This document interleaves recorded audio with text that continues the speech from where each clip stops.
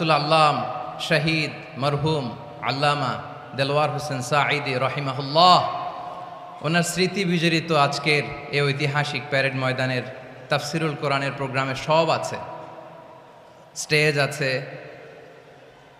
শ্রোতা আছে, প্যান্ডেল আছে, মিডিয়া কাভারেজ আছে, কিন্তু আমাদের কলিজার টুকটাটা আমাদের মাঝে নাই।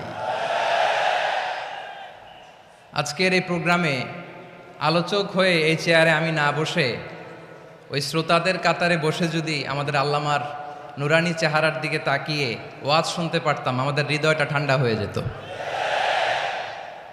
আমাদের তৃষ্ণার্ত হৃদয় শান্ত হতো।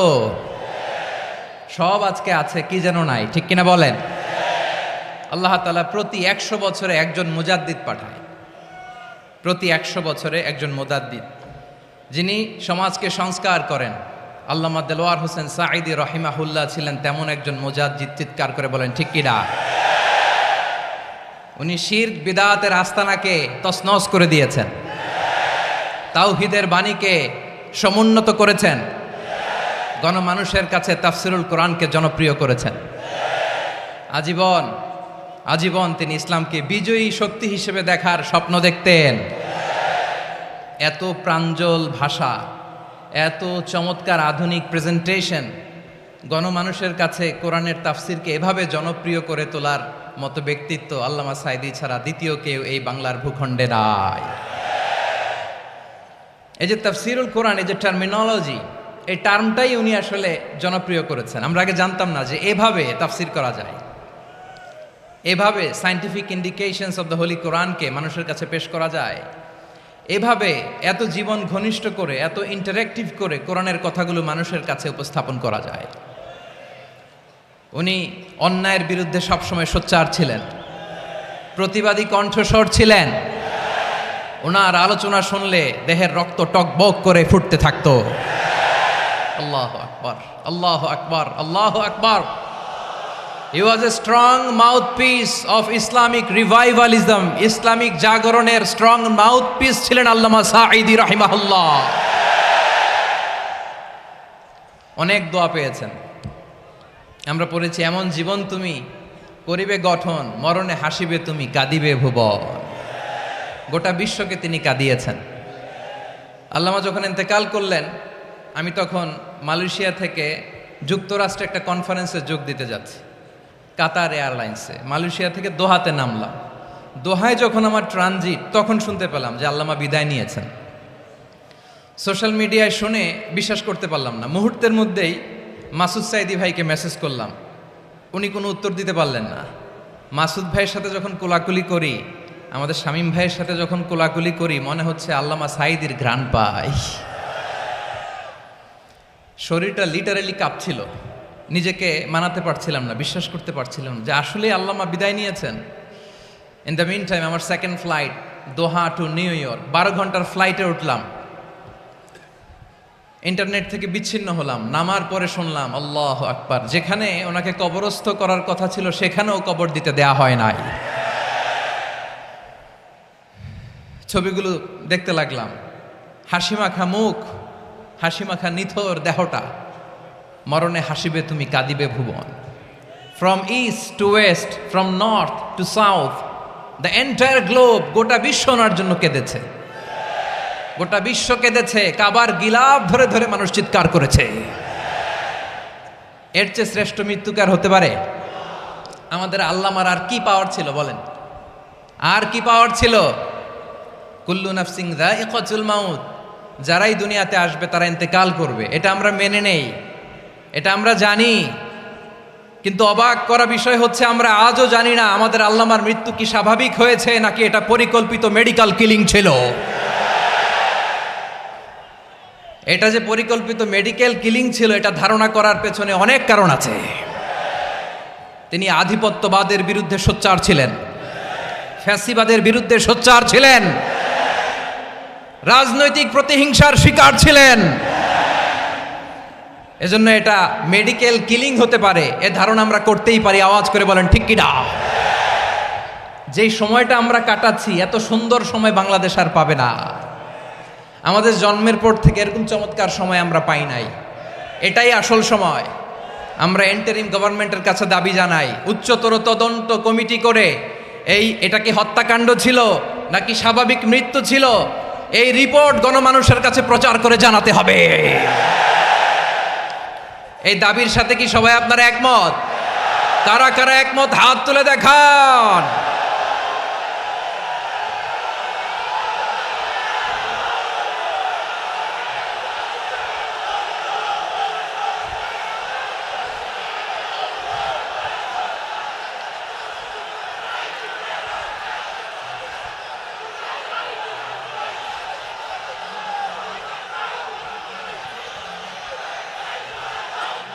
আমার প্রিয় ভাইয়েরা, প্রিয় চট্টলাবাসী, আল্লাহ তাআলা তার এই মুখলেস গোলামকে তার জান্নাতুল ফেরদাউসের মেহমান হিসেবে কবুল করুক, তার জীবনের সকল খেদমাগুলোকে কবুল করুক, জান্নাতুল ফেরদাউসের আলা মাকামে তাকে মেহমান হিসেবে কবুল করুক। আল্লামা শহীদ দেলোয়ার হোসেন সাঈদী রাহিমাহুল্লাহ, উনি ছাড়াও এই ঐতিহাসিক ময়দানে কথা বলেছেন আল্লামা লুৎফুর রহমান রাহিমাহুল্লাহ। চলে গিয়েছেন আমাদেরকে ছেড়ে। তিনি বলতেন, ইনশাল্লাহ মিজান আবার আসবে। হুজুর আমি তো আসলাম, আপনি তো আমাদেরকে ছেড়ে চলে গেলেন। আল্লাহু আকবার, আল্লাহু আকবার, আল্লাহু আকবার। গলায় কোনো সুর ছিল না, সুর দিয়ে কথা বলতেন না, কিন্তু এত চমৎকার শব্দের বুনন, এত চমৎকার প্রেজেন্টেশন, এত চমৎকারভাবে ঐতিহাসিক বর্ণনাগুলো তিনি উপস্থাপন করতেন। মন্ত্রমুগ্ধ হয়ে আমরা আল্লামা লুৎফুর রহমানের কথা শুনেছি। আমরা হযরতুল আল্লাম লুৎফুর রহমান রাহিমাহুল্লাহর জন্য এই বিশাল ময়দান থেকে দোয়া করছি, আল্লাহ তাআলা তুমি তোমার এই খাদেমকে জান্নাতের মেহমান হিসেবে কবুল করে নাও। আরো অনেক আল্লামারা এখানে কথা বলেছেন, বিশেষ করে বাইতুল শরফের মরহুম পীর সাহেব হুজুর থেকে শুরু করে আরো যারা যারা তারকাতুল্য ওলামায়ে কেরাম এই চট্টগ্রামের ময়দানে কথা বলেছেন, আলো ছড়িয়েছেন। আমরা এই লক্ষ লক্ষ তাওহীদি জনতাকে নিয়ে তাদের জন্য দোয়া করছি, আল্লাহ তাআলা ওনাদের জীবনের সকল ভুল ত্রুটি ক্ষমা করে দিয়ে তাদেরকে জান্নাতুল ফেরদাউসের মেহমান বানিয়ে নিক। আমরা এই ঐতিহাসিক প্যারেড ময়দানের প্রোগ্রাম থেকে স্মরণ করতে চাই 24-এর ছাত্র নাগরিক অভ্যুত্থানে আমার যে সমস্ত ছাত্র নাগরিক ভাইয়েরা দেহের তাজা রক্ত বিলি দিয়ে নতুন বাংলাদেশ আমাদেরকে উপহার দিয়েছে। বিশেষ করে আপনাদের এই চট্টগ্রামের শহীদ ফয়সাল, শহীদ ওয়াসিম সহ সকল শহীদকে আল্লাহ তাআলা কবুল করুক। আমরা সবাই পড়ি আমিন। প্রিয় ভাইয়েরা, আমি নগণ্য একজন কোরআনের ছাত্র, এত বিশাল মঞ্চে এত বড় প্ল্যাটফর্মে কথা বলা আমার জন্য সাজে না। তারপরও আমাদের মুরব্বীরা আমাদের ডানে বায়ে বসে আছেন, ওনাদের আদেশক্রমে, ওনাদের অনুমতিক্রমে কিছু কথা আজকের এই ঐতিহাসিক প্রোগ্রামে আপনাদের সামনে উপস্থাপন করার চেষ্টা করব। ওমা তৌফিক ইল্লা বিল্লাহ। প্রিয় ভাইয়েরা, 5 দিন ব্যাপী এই তাফসিরুল কোরআনের প্রোগ্রামে অনেক ওলামা হযরত কথা বলেছেন। যারা কোরআন সুন্নাহ থেকে আমাদেরকে কোরআনের কথাগুলো শোনালেন, আমরা যেন সেগুলো আমল করতে পারি, আল্লাহ আমাদেরকে তৌফিক দান করুক। শুরুতে আমাদের নিয়তটাকে খালেস করে নেওয়া দরকার। এই যে গ্যাদারিং, এই যে হিউজ শোডাউন, এগুলো যদি আমাদের নিজেদেরকে পরিবর্তন না করে তাহলে এতে কোনো লাভ নাই। জোরে বলেন ঠিক কিনা? এই প্রোগ্রাম যদি আমাদের জীবনকে পরিবর্তন করে, আমাদের চিন্তার ডিএনএকে চেঞ্জ করে দেয়, তাহলেই চট্টগ্রামের প্যারেড ময়দান সার্থক। আসুন আমরা চিন্তাকে খালেস করে নেই। আমরা সবাই নিয়ত করি যে যতটুকু কথা আমরা কোরআনের আলোকে শুনবো, আমলের নিয়তে শুনবো ইনশাআল্লাহ। বলেন সবাই। আপনারা সবাই ঠিকঠাক আছেন তো? কখন আসছেন আপনারা? সবাই আসছেন কখন? সকালে, কেউ দুপুরে, 9টায়? আল্লাহ আল্লাহ আল্লাহ। দুপুরের খাবার খাওয়ার সুযোগ হয়েছিল? খান নাই? রোজা রাখছেন? আহা, আমি কি দিয়ে বিদায় দেব আমার এই ভাইগুলোরে? আল্লাহ তুমি আমার ভাইগুলোরে কবুল করো। ইসলামের পক্ষের এই গণজোয়ারকে আগামীর বাংলাদেশের ইসলামের জন্য তুমি কবুল করো। যেই ভালোবাসা ইসলামের জন্য হয়, যেই গণজোয়ার কোরআনের জন্য হয়, পৃথিবীর কোনো শক্তি দিয়ে সেটাকে আটকানো যায় না। জোরে বলেন ঠিক কিনা? এজন্য গ্রাজুয়ালি, সিস্টেম্যাটিক্যালি, মেথোডোলজিক্যালি আমাদেরকে আগাতে হবে, শুধু আবেগ দিয়ে নয়। বিবেকেরও দরকার আছে না নাই? প্রিয় ভাইয়েরা, আসুন, আমাদের কথা অনেক বেশি, সময় অনেক কম। আমরা আর কাল বিলম্ব না করে মহাবিশ্বয় মহাগ্রন্থ আল কোরআন আল কারীম থেকে কিছু কথা শুনি। আমি যেই টপিকটা নিয়ে আজকের এই ঐতিহাসিক চট্টগ্রামের প্যারেড ময়দানের তাফসিরুল কোরআন প্রোগ্রামে আলোচনা করব সেটা হচ্ছে সূরাতু আন-নাহলের 90 নম্বর আয়াত নিয়ে কিছু কথা আমরা উপস্থাপন করবার চেষ্টা করব ইনশাআল্লাহ। আমার খুতবার শুরুতেই আপনারা মোটামুটি আন্দাজ করে ফেলেছেন যে আমি কি নিয়ে আলোচনা করব, কারণ যে আয়াতটি আমি তেলাওয়াত করেছি এই আয়াতটি প্রায়শই এই ভূখণ্ডে, এই বাংলাদেশে জুমার দিনে খতিব সাহেবরা দ্বিতীয় খুতবা শেষের দিকে পড়ে না? কি কমন পড়ছে? ইন্নাল্লাহা ইয়া'মুরু বিল আদলি ওয়াল ইহসান ওয়া ইতা'i যিল কুরবা ওয়া ইয়ানহা আনিল ফাহশাই ওয়াল মুনকারি ওয়াল বাগি ইয়া'iদুকুম লাআল্লাকুম তাযাক্কারুন। মুখস্থ আছে না সবার? আসুন আমরা এই আয়াতের সরল অর্থ, এর মর্মবাণী, এর সংক্ষিপ্ত তাফসীর সবাই মিলে আজকের এই প্রোগ্রাম থেকে উদ্ধার করার চেষ্টা করি। আপনারা মনোযোগী আছেন তো? ইনশাআল্লাহ। এই আয়াতটা অনেক কম্প্রিহেন্সিভ একটা আয়াত। সাইয়েদনা আব্দুল্লাহ ইবনে মাসউদ রাদিয়াল্লাহু তাআলা আনহু উনি বলেছেন, ইন্নাহা মিন আজমাই আয়াতিল কুরআন, এটা কোরআনের সবচেয়ে জামে মানে আয়াত। যদিও ছোট্ট আয়াত, অল্প কিছু কথামালা, কিন্তু তিনি বলতেন এটা কোরআনের সবচাইতে জামে মানে সবচেয়ে কম্প্রিহেন্সিভ একটা আয়াত, যেখানে কথা কম, শব্দ কম, কিন্তু এটার দোতনা, এটার আবেদন, এটার মিনিং অনেক বেশি। সুবহানাল্লাহ। এই আয়াতে আল্লাহ তাআলা বেসিকলি আমাদেরকে 3টা বিষয়ে আদেশ করেছেন আর 3টা বিষয়ে বারণ করেছেন, মানে নিষেধ করেছেন। আওয়াজ করে বলুন, আদেশ করেছেন কয়টা? প্রিয় চট্টলার ভাইয়েরা, আমার মতো এই যে 3 আঙ্গুল উঁচু করে বলেন, আদেশ করেছেন কয়টা? আবার নিষেধও কয়টা? মানবো তো আমরা ইনশাআল্লাহ? বলেন সবাই। 3 do's and 3 don'ts, do's and don'ts, 3টা আদেশ, 3টা নিষেধ। এই 3টা আদেশ আর 3টা নিষেধের ভেতরে আল্লাহ তাআলা গোটা ইসলামী শরিয়ার মূল নির্যাসকে ঢুকিয়ে দিয়েছেন। সুবহানাল্লাহ। এই ছোট্ট একটা আয়াতে গোটা ইসলামী শরিয়ার, the gist, the cream of the creams, গোটা ইসলামী শরিয়ার মূল নির্যাসকে আল্লাহ ঢুকিয়ে দিয়েছেন। 3টা আদেশ আর 3টা নিষেধ। আসুন আমরা সরাসরি কোরআন থেকে শুনি, সবাই পড়ুন। আউযু বিল্লাহি মিনাশ শাইতানির রাজীম। বিসমিল্লাহির রহমানির রহিম। ইন্নাল্লাহা ইয়া'মুরু বিল আদলি ওয়াল ইহসানি ওয়া ইতা'i যিল কুরবা ওয়া ইয়ানহা আনিল ফাহশাই ওয়াল মুনকারি ওয়াল বাগি ইয়া'iযুকুম লা'আল্লাকুম তাযাক্কারুন।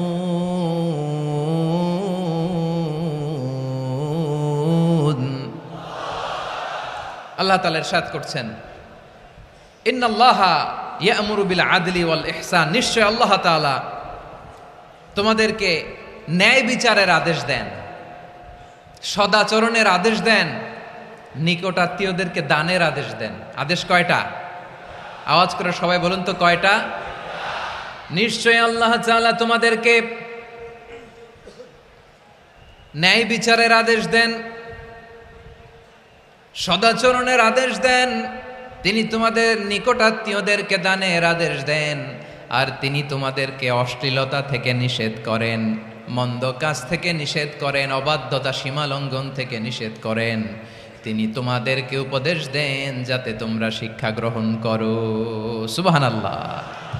উপদেশ দিচ্ছে স্বয়ং কে? 3টা জিনিসের আদেশ।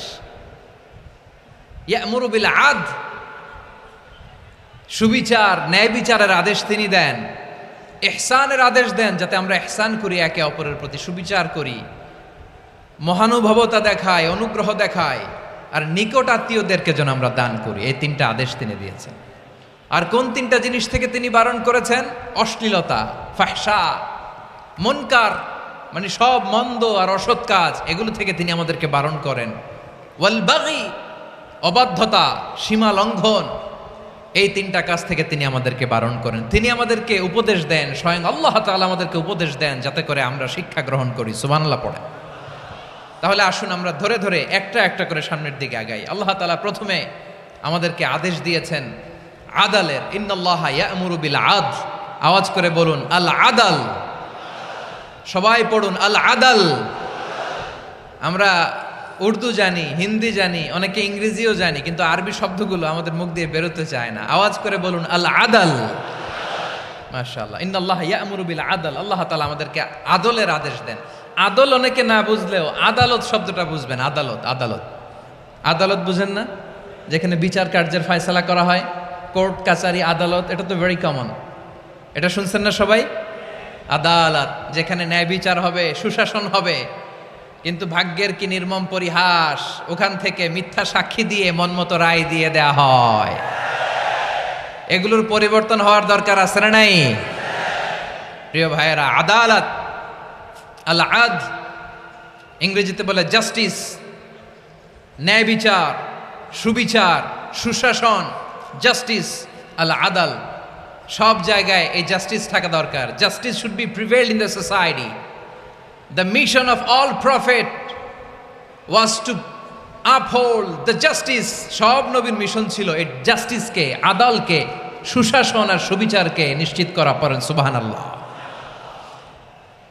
And the core message of every divine scripture was to uphold justice. পৃথিবীর সব আসমানি কিতাবের মূল শিক্ষা ছিল এই জাস্টিসকে সমাজে এনশিওর করা, সুবিচার, সুশাসনকে এনশিওর করা। তাহলে প্রিয় ভাইরা, আমরা বুঝতে পারলাম আল আদ শব্দের মানে হচ্ছে ইনসাফ বা সুবিচার বা ন্যায় বিচার। এটা হচ্ছে একটা general meaning, very general meaning. আপনি যদি ইন ডেপথ বুঝতে চান, আরো ভেতরে যান, তাহলে আদাল মানে হচ্ছে সমন্বয়, আদাল মানে হচ্ছে ভারসাম্য, ব্যালেন্স। আদাল মানে হচ্ছে মধ্যম পন্থা। সুবহানাল্লাহ পড়েন। কারণ সব সময় সমান সমান হইলেই সুবিচার হয় না। কথা কি বুঝতেছেন? ইসলামের দ্য কনসেপ্ট অফ আদাল, এটা এমন আদাল, এটা সব সময় সমান সমান নয়। যখন সমান সমান দেয়া দরকার, ইসলাম সমান সমান দেয়। যখন ব্যালেন্স করা দরকার, চেক এন্ড ব্যালেন্স, সমন্বয়, ভারসাম্য করা দরকার, তখন ইসলাম ভারসাম্য করে দেয়। এটার নাম আদাল। সুবহানাল্লাহ। সহজ করে আপনাদেরকে বুঝাই। যেমন ধরুন, একটা পরিবারের 3 জন সদস্য, স্বামী, স্ত্রী আর সন্তান।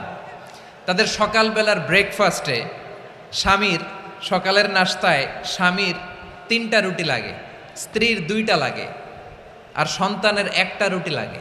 এখন আমি যদি সমান সমান করে আদল করতে চাই, সবাইকে যদি 3টা করে রুটি দেই, তাহলে স্বামী বেচারার জন্য ঠিক আছে? কি বলেন? কথা কি বুঝতেছেন না কষ্ট হয়ে যাচ্ছে? যদি সমান সমানের নিয়মে আগাই, তাহলে 3টা করে যদি রুটি দেই, স্বামীর জন্য ওকে, কিন্তু স্ত্রীর জন্য 1টা বেশি হয়ে যায়। আর সন্তানের জন্য কয়টা বেশি হয়? আচ্ছা, এই তো বুঝতেছেন, মাশাআল্লাহ। আচ্ছা, 2টা করে যদি সবাই দেয় সমান সমান নীতিতে, তাহলে স্ত্রীর জন্য, স্ত্রী বেচারির জন্য ঠিক আছে, কিন্তু স্বামীর কয়টা কম পড়ে? আর সন্তানের বেশি হয়ে যায় কয়টা?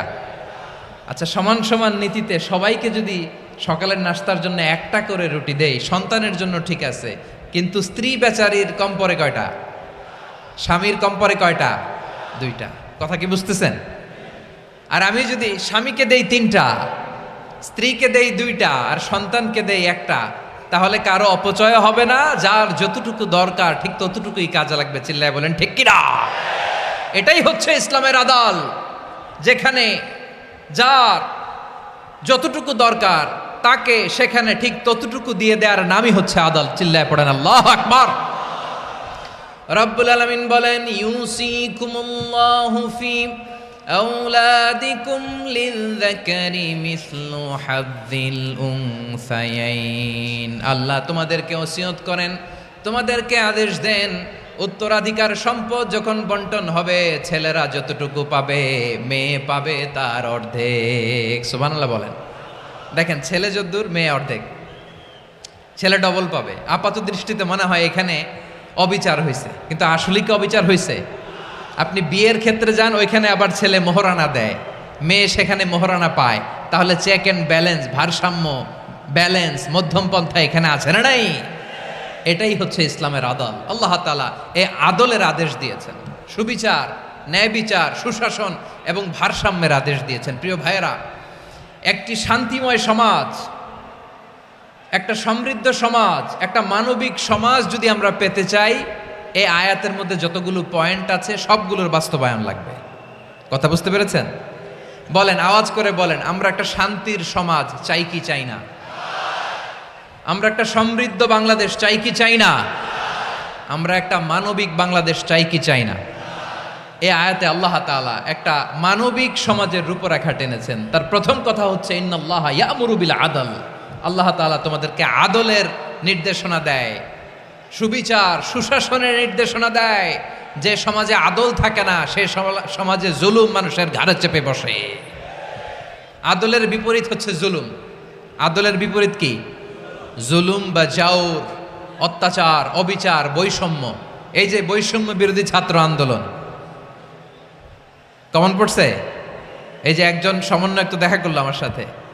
জুলুম মানে হচ্ছে বৈষম্য। বৈষম্যের স্থান ইসলামে নাই, অবিচারের স্থান ইসলামে নাই, জুলুমের স্থান ইসলামে নাই।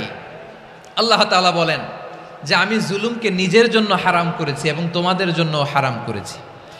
বিশ্বনবী ফরমান, আল্লাহ তাআলা বলেন হাদিসে কুদসিতে, ইয়া ইবাদি ইন্নী হারামতু যুলমা আলা নাফসি ওয়া জাআলতুহু বাইনাকুম মুহাররামান ফালা তাযালামু। আমার গোলামেরা শোনো, নিশ্চয় আমি আল্লাহ তাআলা জুলুমকে আমি আমার উপরে হারাম করেছি, অনুরূপভাবে জুলুম করাকে তোমাদের উপরেও হারাম করেছি। ফলে ফালা তাযালামু, তোমরা একে অপরের সাথে জুলুম করো না। নির্দেশনাটা কার? খবরদার, জুলুমের সাথে আমাদের কোনো সম্পর্ক নাই। আল্লাহ তাআলা আদলের আদেশ দিয়েছেন, আদালতের আদেশ দিয়েছেন, সুশাসনের ন্যায় বিচারের আদেশ দিয়েছেন। ইন্নাল্লাহা ইয়ামুরু বিল আদল, আমাদেরকে আদল প্রতিষ্ঠা করতে হবে। জুলুমের সাথে ইসলামের কোনো সম্পর্ক নাই। আল্লাহ তাআলা জালিমদের জন্য কঠিন শাস্তি প্রস্তুত করে রেখেছেন। যারা এই আদলকে ভুলুণ্ঠিত, কখন রাত কিচ্ছু জানে না, কখন দিন কখন রাত কিছু জানে না, বছরের পর বছর কেটে গিয়েছে। এক্সট্রা জুডিশিয়াল কিলিং এর কোনো হিসাব নাই, বিচার বহির্ভূত হত্যা, এনফোর্স ডিসঅ্যাপিয়ারেন্স, গুম, যেটা সবচাইতে বড় মানবতা বিরোধী অপরাধ। কত মানুষ যে গুম হয়েছে তার কোনো ইয়ত্তা নাই। যেই ফ্যামিলির সদস্য গুম হয়েছে তারা কি ওই লোকটার জন্য মাগফিরাতের দোয়া করবে নাকি সুস্বাস্থ্যের দোয়া করবে তারা নিজেরাও জানতো না, কারণ জানে না ও বেঁচে আছে না মরে গেছে। আহা, বিডিআর নওজোয়ানদের যারা ছাড়া পেল দেখলাম, বিনা অপরাধে, কোনো অন্যায় ছাড়া, অপরাধ ছাড়া তাদের জীবন থেকে, তাদের তারুণ্যের, তাদের যৌবনের 15 বছর 16 বছর 17 বছর নাই, 6 মাস বয়সের ছোট বাচ্চাকে রেখে জেলে গেছে। 6 মাসের মেয়ে বেরোয় দেখে মেয়ের বয়স 17 বছর। মেয়ে বাবারে চিনে না, বাবা মেয়েরে চিনে না। মেয়েকে এখন বিয়ে দিয়ে আরেক ছেলের হাতে তুলে দিবে। মেয়ের শৈশব বাবা দেখে নাই, মেয়ের কৈশোর বাবা দেখে নাই, মেয়ের তারুণ্য দেখে নাই। আরেক যুবককে দেখলাম 14 বছরের 14 দিনের সংসার, 2 সপ্তাহের সংসার শেষে জেলে গেছে। কত যুবকের যে স্ত্রী চলে গিয়েছে ফ্যামিলি ছেড়ে, কারণ জানে না তো কবে আসবে, কি হবে, কেউ জানতো না। দাম্পত্য জীবনের মাত্র 14 দিনের স্মৃতি, এই স্মৃতিকে আঁকড়ে ধরে এক বোন 16টা বছর 17টা বছর কাটিয়ে দিয়েছে। আমি নিউজটা দেখে ভাবলাম, আমার এই বোনের প্রতিটি দিন কিভাবে কেটেছে, প্রতিটি রাত কিভাবে কেটেছে, প্রতিটি ক্ষণ কিভাবে কেটেছে। বিশ্বনবী বলেছেন, ইত্তাকি দাওয়াতাল মাজলুম ফাইন্না লাইসা বাইনাহু ওয়া বাইনাল্লাহি হিজাব। মাজলুমের কান্নাকে ভয় করো, কারণ মাজলুমের কান্না আর আল্লাহর মাঝে কোনো পর্দা থাকে না। আমরা আর এরকম কোন জুলুম বাংলাদেশে দেখতে চাই না। জোরে বলেন ঠিক কিনা? আর কেউ নতুন করে জালিম হোক আপনারা চান? আবার নতুন করে কেউ ফ্যাসিস্ট হোক আপনারা চান? এক দল আরেক দলকে নিশ্চিহ্ন করার রাজনীতিতে মেতে উঠুক এটা আপনারা চান? আমরা বাংলাদেশকে আদল দিয়ে সাজাতে চাই। আমরা এই 56,000 বর্গ মাইলের প্রতিটা ইঞ্চি মাটিকে কোরআনের আইন দিয়ে সাজাতে চাই। রাজি আছেন আপনারা? কারা কারা রাজি দেখান হাত তুলে আল্লাহকে।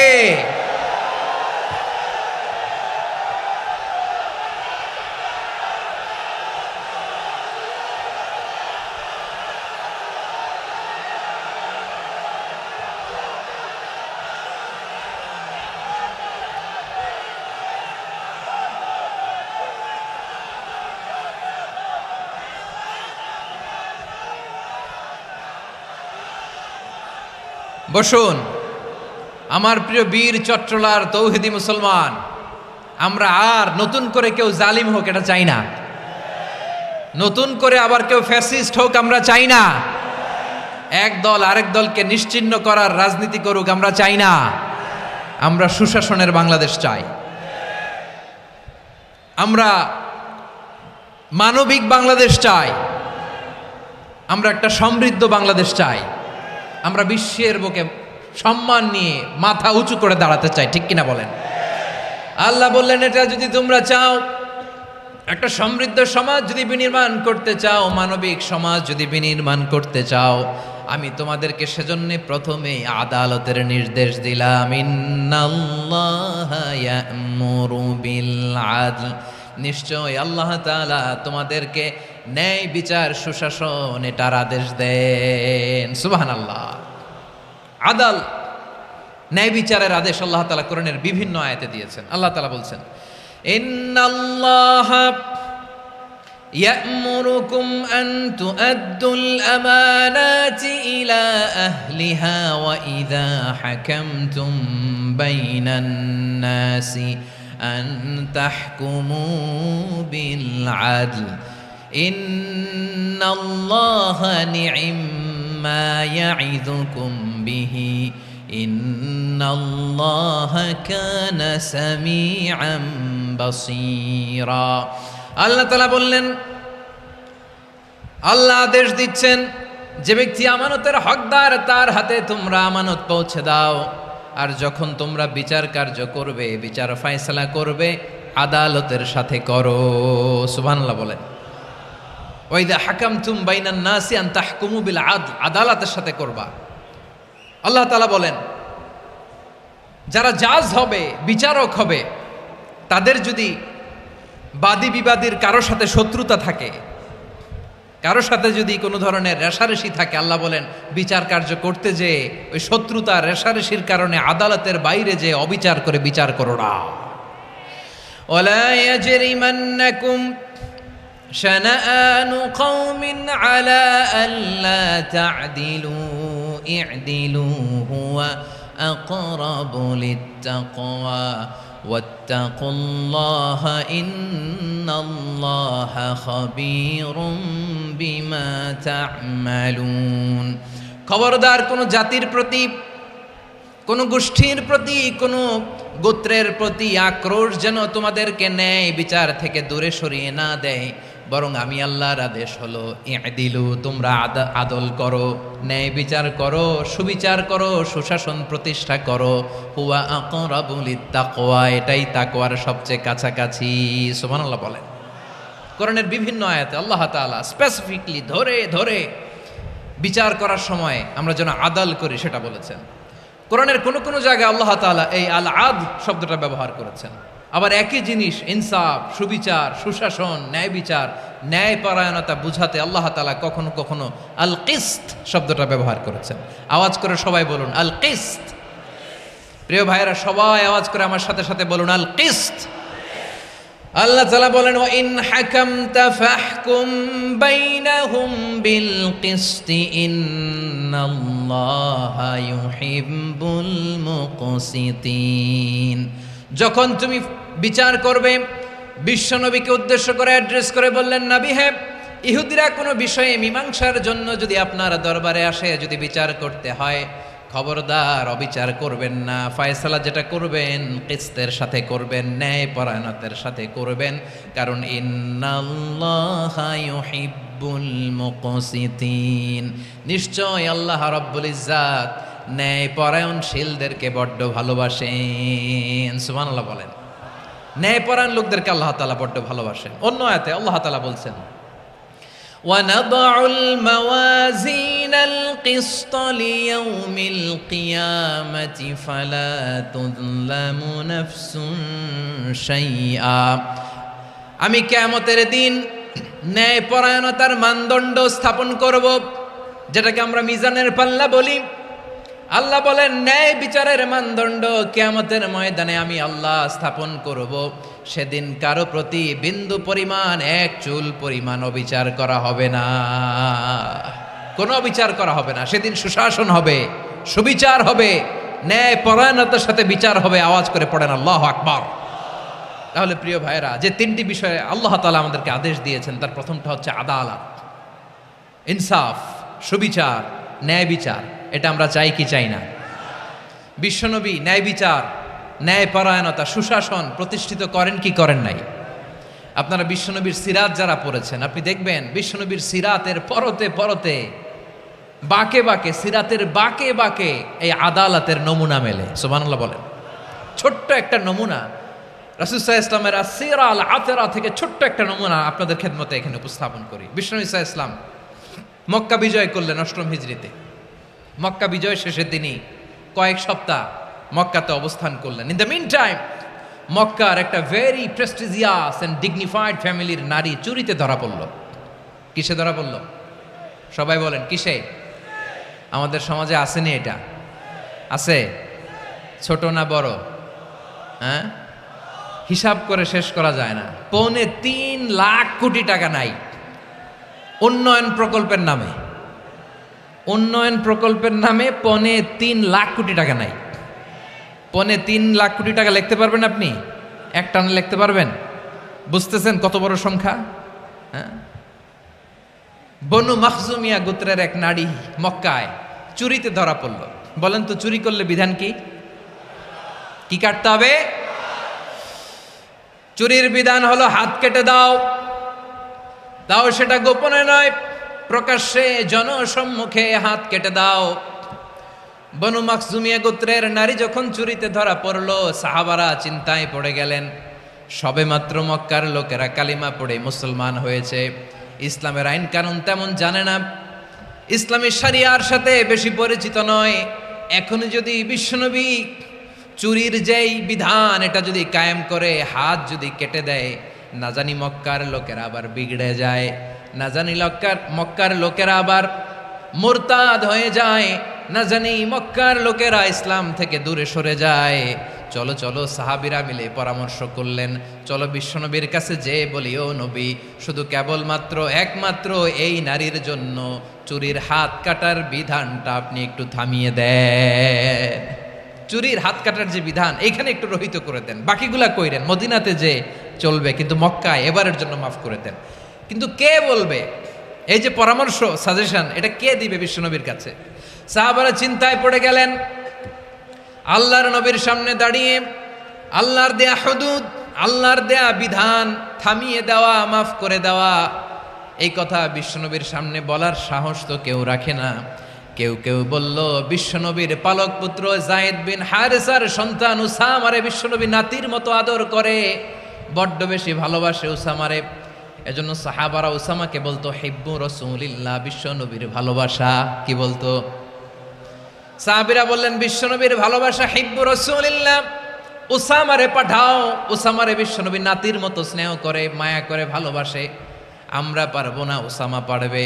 সবাই মিলে ফুলিয়ে ফুসিয়ে ওসামাকে, ছোট্ট ওসামাকে রাজি করালো। ওসামা, এমন এমন কথা যে তুমি বিশ্বনবীর কাছে বলতে হবে, পারবা নাকি? ওসামা বলে, পারবো।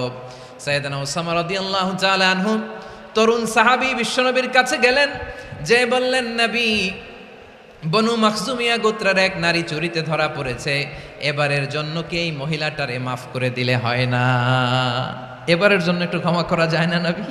বিশ্বনবী বলেন, আতাশফাউ ফি হাদ্দিম মিন হুদুদিল্লাহ, তোমার এত বড় সাহস উসামা, তুমি আল্লাহর হাত, আল্লাহর দেয়া বিধান, এটার ব্যাপারে সুপারিশ করতে এসেছো? তোমরা কি জানো তোমাদের আগে যত কওম, যত গোত্র, যত জনপদ ধ্বংস হয়েছে তার কারণ ছিল তাদের মধ্যে গরিবরা অন্যায় করলে তারা বিচার করত, আর ধনীরা অন্যায় করলে তারা মাফ করে দিত। খবরদার! ওয়া আইমুল্লাহ লাউ আন্না ফাতিমাতা বিনতি মুহাম্মাদিন সারাকাত লাকাতা মুহাম্মাদুন ইয়াদাহা। বিশ্বনবী বললেন, ওরে ওসামা, বানু মাখজুমিয়ার ওই প্রেস্টিজিয়াস এন্ড ডিগনিফাইড ফ্যামিলির মেয়ে তো দূর কি বাত, অনেক দূরের কথা। জেনে রেখো ওসামা, আমার কলিজার টুকরা নয়নের পুটুলি ফাতেমাও যদি মক্কার জমিনে আজকে এই চুরির দায়ে ধরা পড়তো, আমি বিশ্বনবী মুহাম্মাদুর রাসূলুল্লাহ ধরে ফাতেমার ডান হাতটা কেটে দিতে এক বিলম্ব দেরি করতাম না। ইন্নাল্লাহা ইয়া'মুরু বিল আদল, আমাদেরকে জাস্টিস শিখায়, পশ্চিমারা আমাদেরকে ইনসাফ শিখায়, আমাদেরকে সুশাসন শিখায়। আর ইনসাফ, সুশাসন, ন্যায় বিচার, সুবিচার, জাস্টিস কারে বলে বিশ্বনবীর বায়োগ্রাফি থেকে জেনে নাও। এই ছিল বিশ্বনবী ইসলামের আদালতের নমুনা। আপনি যদি সাইয়েদনা ওমর ফারুকের জীবনের দিকে তাকান, এমন কঠোর, এমন বীর সেনানী ছিলেন। সাইয়েদনা ওমর ফারুক যদি রাস্তার এই মাথা দিয়ে হাঁটা শুরু করতেন, শয়তান ওমর ফারুককে দেখলে ওই রাস্তা রেখে দিয়ে অন্য রাস্তা দিয়ে হাঁটতো। সুবহানাল্লাহ। ওমর ফারুক রাদিয়াল্লাহু তাআলা আনহু কি পার্সোনালিটি ছিল, কি পার্সোনালিটি। আমাদের এলাকায় ছোট বাচ্চারা রাতে ভাত খেতে চায় না, আমার মেয়েটাও খেতে চায় না। এটা দিব, ওইটা দিব, আজকে মাহফিলে আসার সময় বলে দিছে লিস্ট করে এটা এটা আনতে হবে। তো ছোট্ট বাচ্চাদের অনেক বায়না থাকে, ওরা রাতে খেতে চায় না। তো মায়েরা বিভিন্ন ভয় দেখায়, এই বাঘ আসবে, বাঘ আসবে খাও, এই ভূত আসবে, ভূত আসবে খাও। আপনারা কি বলেন চট্টগ্রামে? কি আসবে? হ্যাঁ, ভূত, ভূত, ভূত আসবে, বাঘ আসবে, খাও খাও খাও, তাড়াতাড়ি খাও। তো বাচ্চারা এগুলো শুনে ভয়ে খেতে শুরু করে। মদিনার জামিনেও একই ঘটনা করতো। মদিনার ছোট্ট ছোট্ট সোনামণিরা খেতে চাইতো না।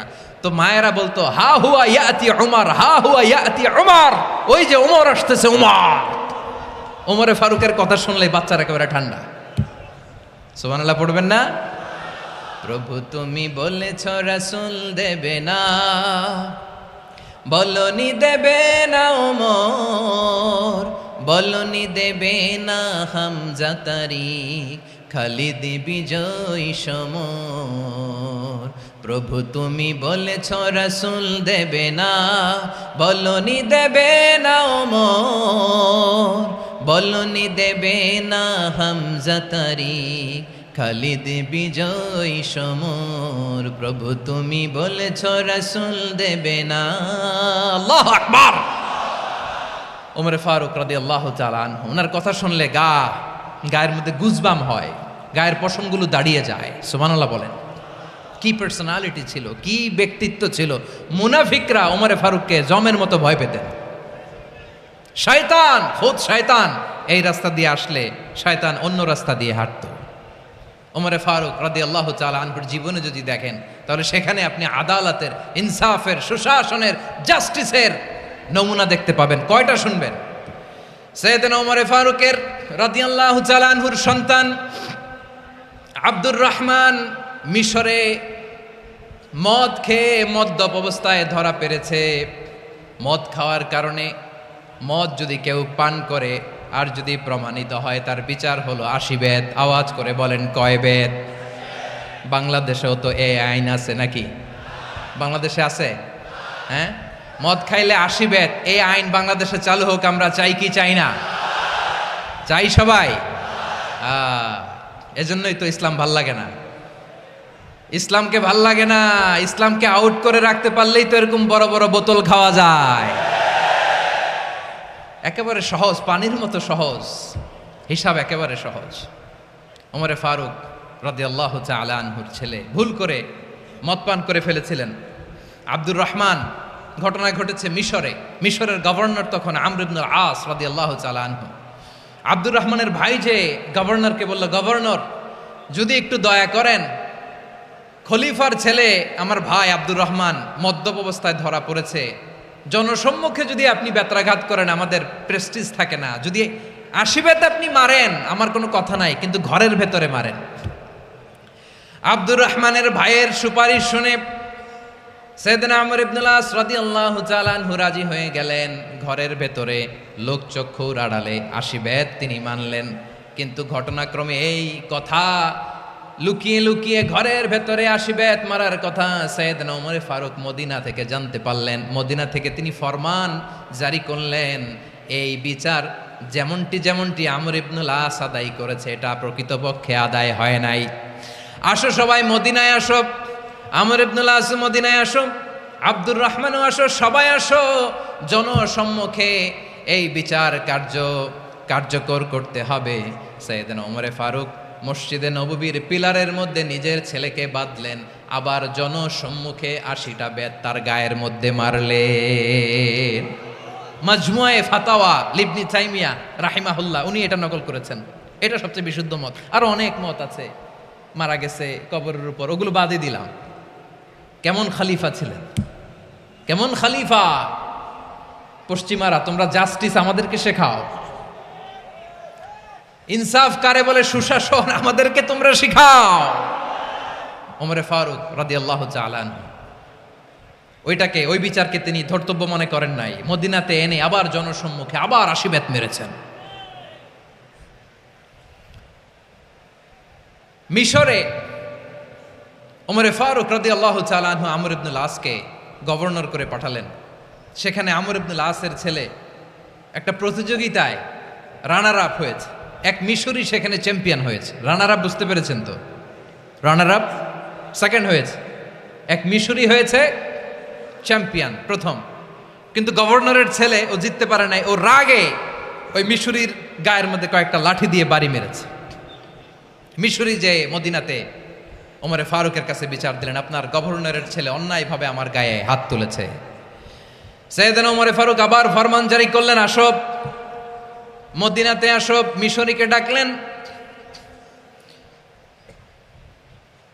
ওই মিশরের গভর্নর আমর ইবনুল আস রাদিয়াল্লাহু তাআলা আনহুকে ডাকলেন, তার ছেলেকেও ডাকলেন। সবাই বসে রইল। আমর ইবনুল আস রাদিয়াল্লাহু তাআলা আনহু মাথা নিচু করে বসে আছেন, লজ্জায় কাচুমাচু। হায় হায়, আজকে আমার ছেলের কারণে আমিরুল মুমিনিন খলিফাতুল মুসলিমিন ওমরে ফারুকের কাছে আমি জনসম্মুখে লজ্জিত হচ্ছি। সাইয়েদনা ওমরে ফারুক বললেন, এই নাও লাঠি। গভর্নরের ছেলে তোমার মাথার মধ্যে যতগুলো বাড়ি মেরেছে, আজকে জনসম্মুখে তুমি অতগুলা বাড়ি মারো। মিশরি বলে, থাক, আপনি যে ডেকে আনছেন সবার সামনে এটা বলছেন, এতেই আমি খুশি। আল্লাহু আকবার! আপনার মহানুভবতা দেখে আমি খুশি, আর অপমানের দরকার নাই। ওমরে ফারুক বলে, না, খবরদার, এই কথা মিশরি তুমি বলো না, মারো, যতগুলা বাড়ি মেরেছে মারো। বাধ্য হয়ে মিশরি আমর ইবনুল আসের সামনে ওনার কলিজার টুকরা সন্তানের মাথার মধ্যে বাড়ি মারতে আরম্ভ করলেন। ঠিক যতগুলা বাড়ি গভর্নরের ছেলে আমর ইবনুল আসের ছেলে মিশরির গায়ে মেরেছিল, মাথায় মেরেছিল, মিশরি গুনে গুনে ততটা মারলেন। এই দৃশ্য দেখে ওমরে ফারুক রেগে মেগে আগুন, রাগের চোটে রাগ সামলাতে না পেরে, আর নিজেকে সামলাতে না পেরে মিশরিরে বললেন, ছেলেরে মারা শেষ হয়ে গেলে এবার বাবার টাক মাথার মধ্যে কয়েকটা বাড়ি মার। রাগের চোটে, আউট অফ অ্যাঙ্গার, রাগের চোটে, যে আমার পাঠানো গভর্নর আমর ইবনুল আস তার ছেলেকে কেন আদব তারবিয়া কেন শিক্ষা দিতে পারে না। ছেলেরে মারা হইলে এবার আমর ইবনুল আসের মাথার মধ্যে দুইটা মারো। এটা রাগে বলেছেন, এটা শাস্তি হিসেবে না। সুবহানাল্লাহ পড়ে। তোমরা আমাদেরকে সুশাসন শিখাও, আমাদেরকে সুশাসন শিখাও। বিশ্বনবী বলেন, আদল এটা যেন তেন বিষয় না, এটা দিয়েই মানবিক সমাজ গড়তে হবে। আল্লাহ তাআলা কিয়ামতের কঠিন ময়দানে, যেদিন স্বামী স্ত্রীকে চিনবে না, স্ত্রী স্বামীকে দেখে পালিয়ে যাবে, বন্ধু বন্ধুরে চিনবে না, পীর সাহেব মুরিদরে চিনবে না, মুরিদ পীর সাহেবরে চিনবে না, দলের কর্মী তার নেতারে চিনবে না, নেতা তার কর্মীরে চিনবে না, বন্ধু বন্ধুরে দেখে পালাবে। এই কঠিন মুহূর্তে সূর্যটা মাথার কাছে চলে আসবে, জমিনটা তামার জমিন হবে। আজকের জমিনের মতো নয়। মানুষ ঘর্মাক্ত, ক্লান্ত, শ্রান্ত মাথার মগজগুলো কানের ছিদ্র আর নাকের ছিদ্র দিয়ে বেয়ে বেয়ে পড়বে। বিশ্বনবী ফরমান, কিয়ামতের ওই কঠিন ময়দানে 7 শ্রেণীর ব্যক্তিকে রব্বুল আলামিন তার আরশের নিচে ছায়া দিবেন। তার মধ্যে প্রথম শ্রেণীর ব্যক্তি হলো ইমামুন আদিল। ইমামুন আদিল, ন্যায়পরায়ণ শাসক, যে ইনসাফের সাথে বিচার করে, যে জাস্টিস সমাজে সার্ভ করে, যে সুশাসন নিশ্চিত করে, ওই ইমামুন আদিল। আদিল শব্দটা বুঝছেন না? ইন্নাল্লাহা ইয়া'মুরু বিল আদল, পাইছেন? আদিল। 7 শ্রেণীর ব্যক্তিকে আল্লাহ তাআলা সুশীতল আরশের নিচে ছায়া দিবেন, যেদিন তার দেয়া ছায়া ছাড়া কোনো ছায়া থাকবে না। এর প্রথম হচ্ছে ইমামুন আদিল, ন্যায়পরায়ণ শাসক। চিল্লায় বলেন সুবহানাল্লাহ।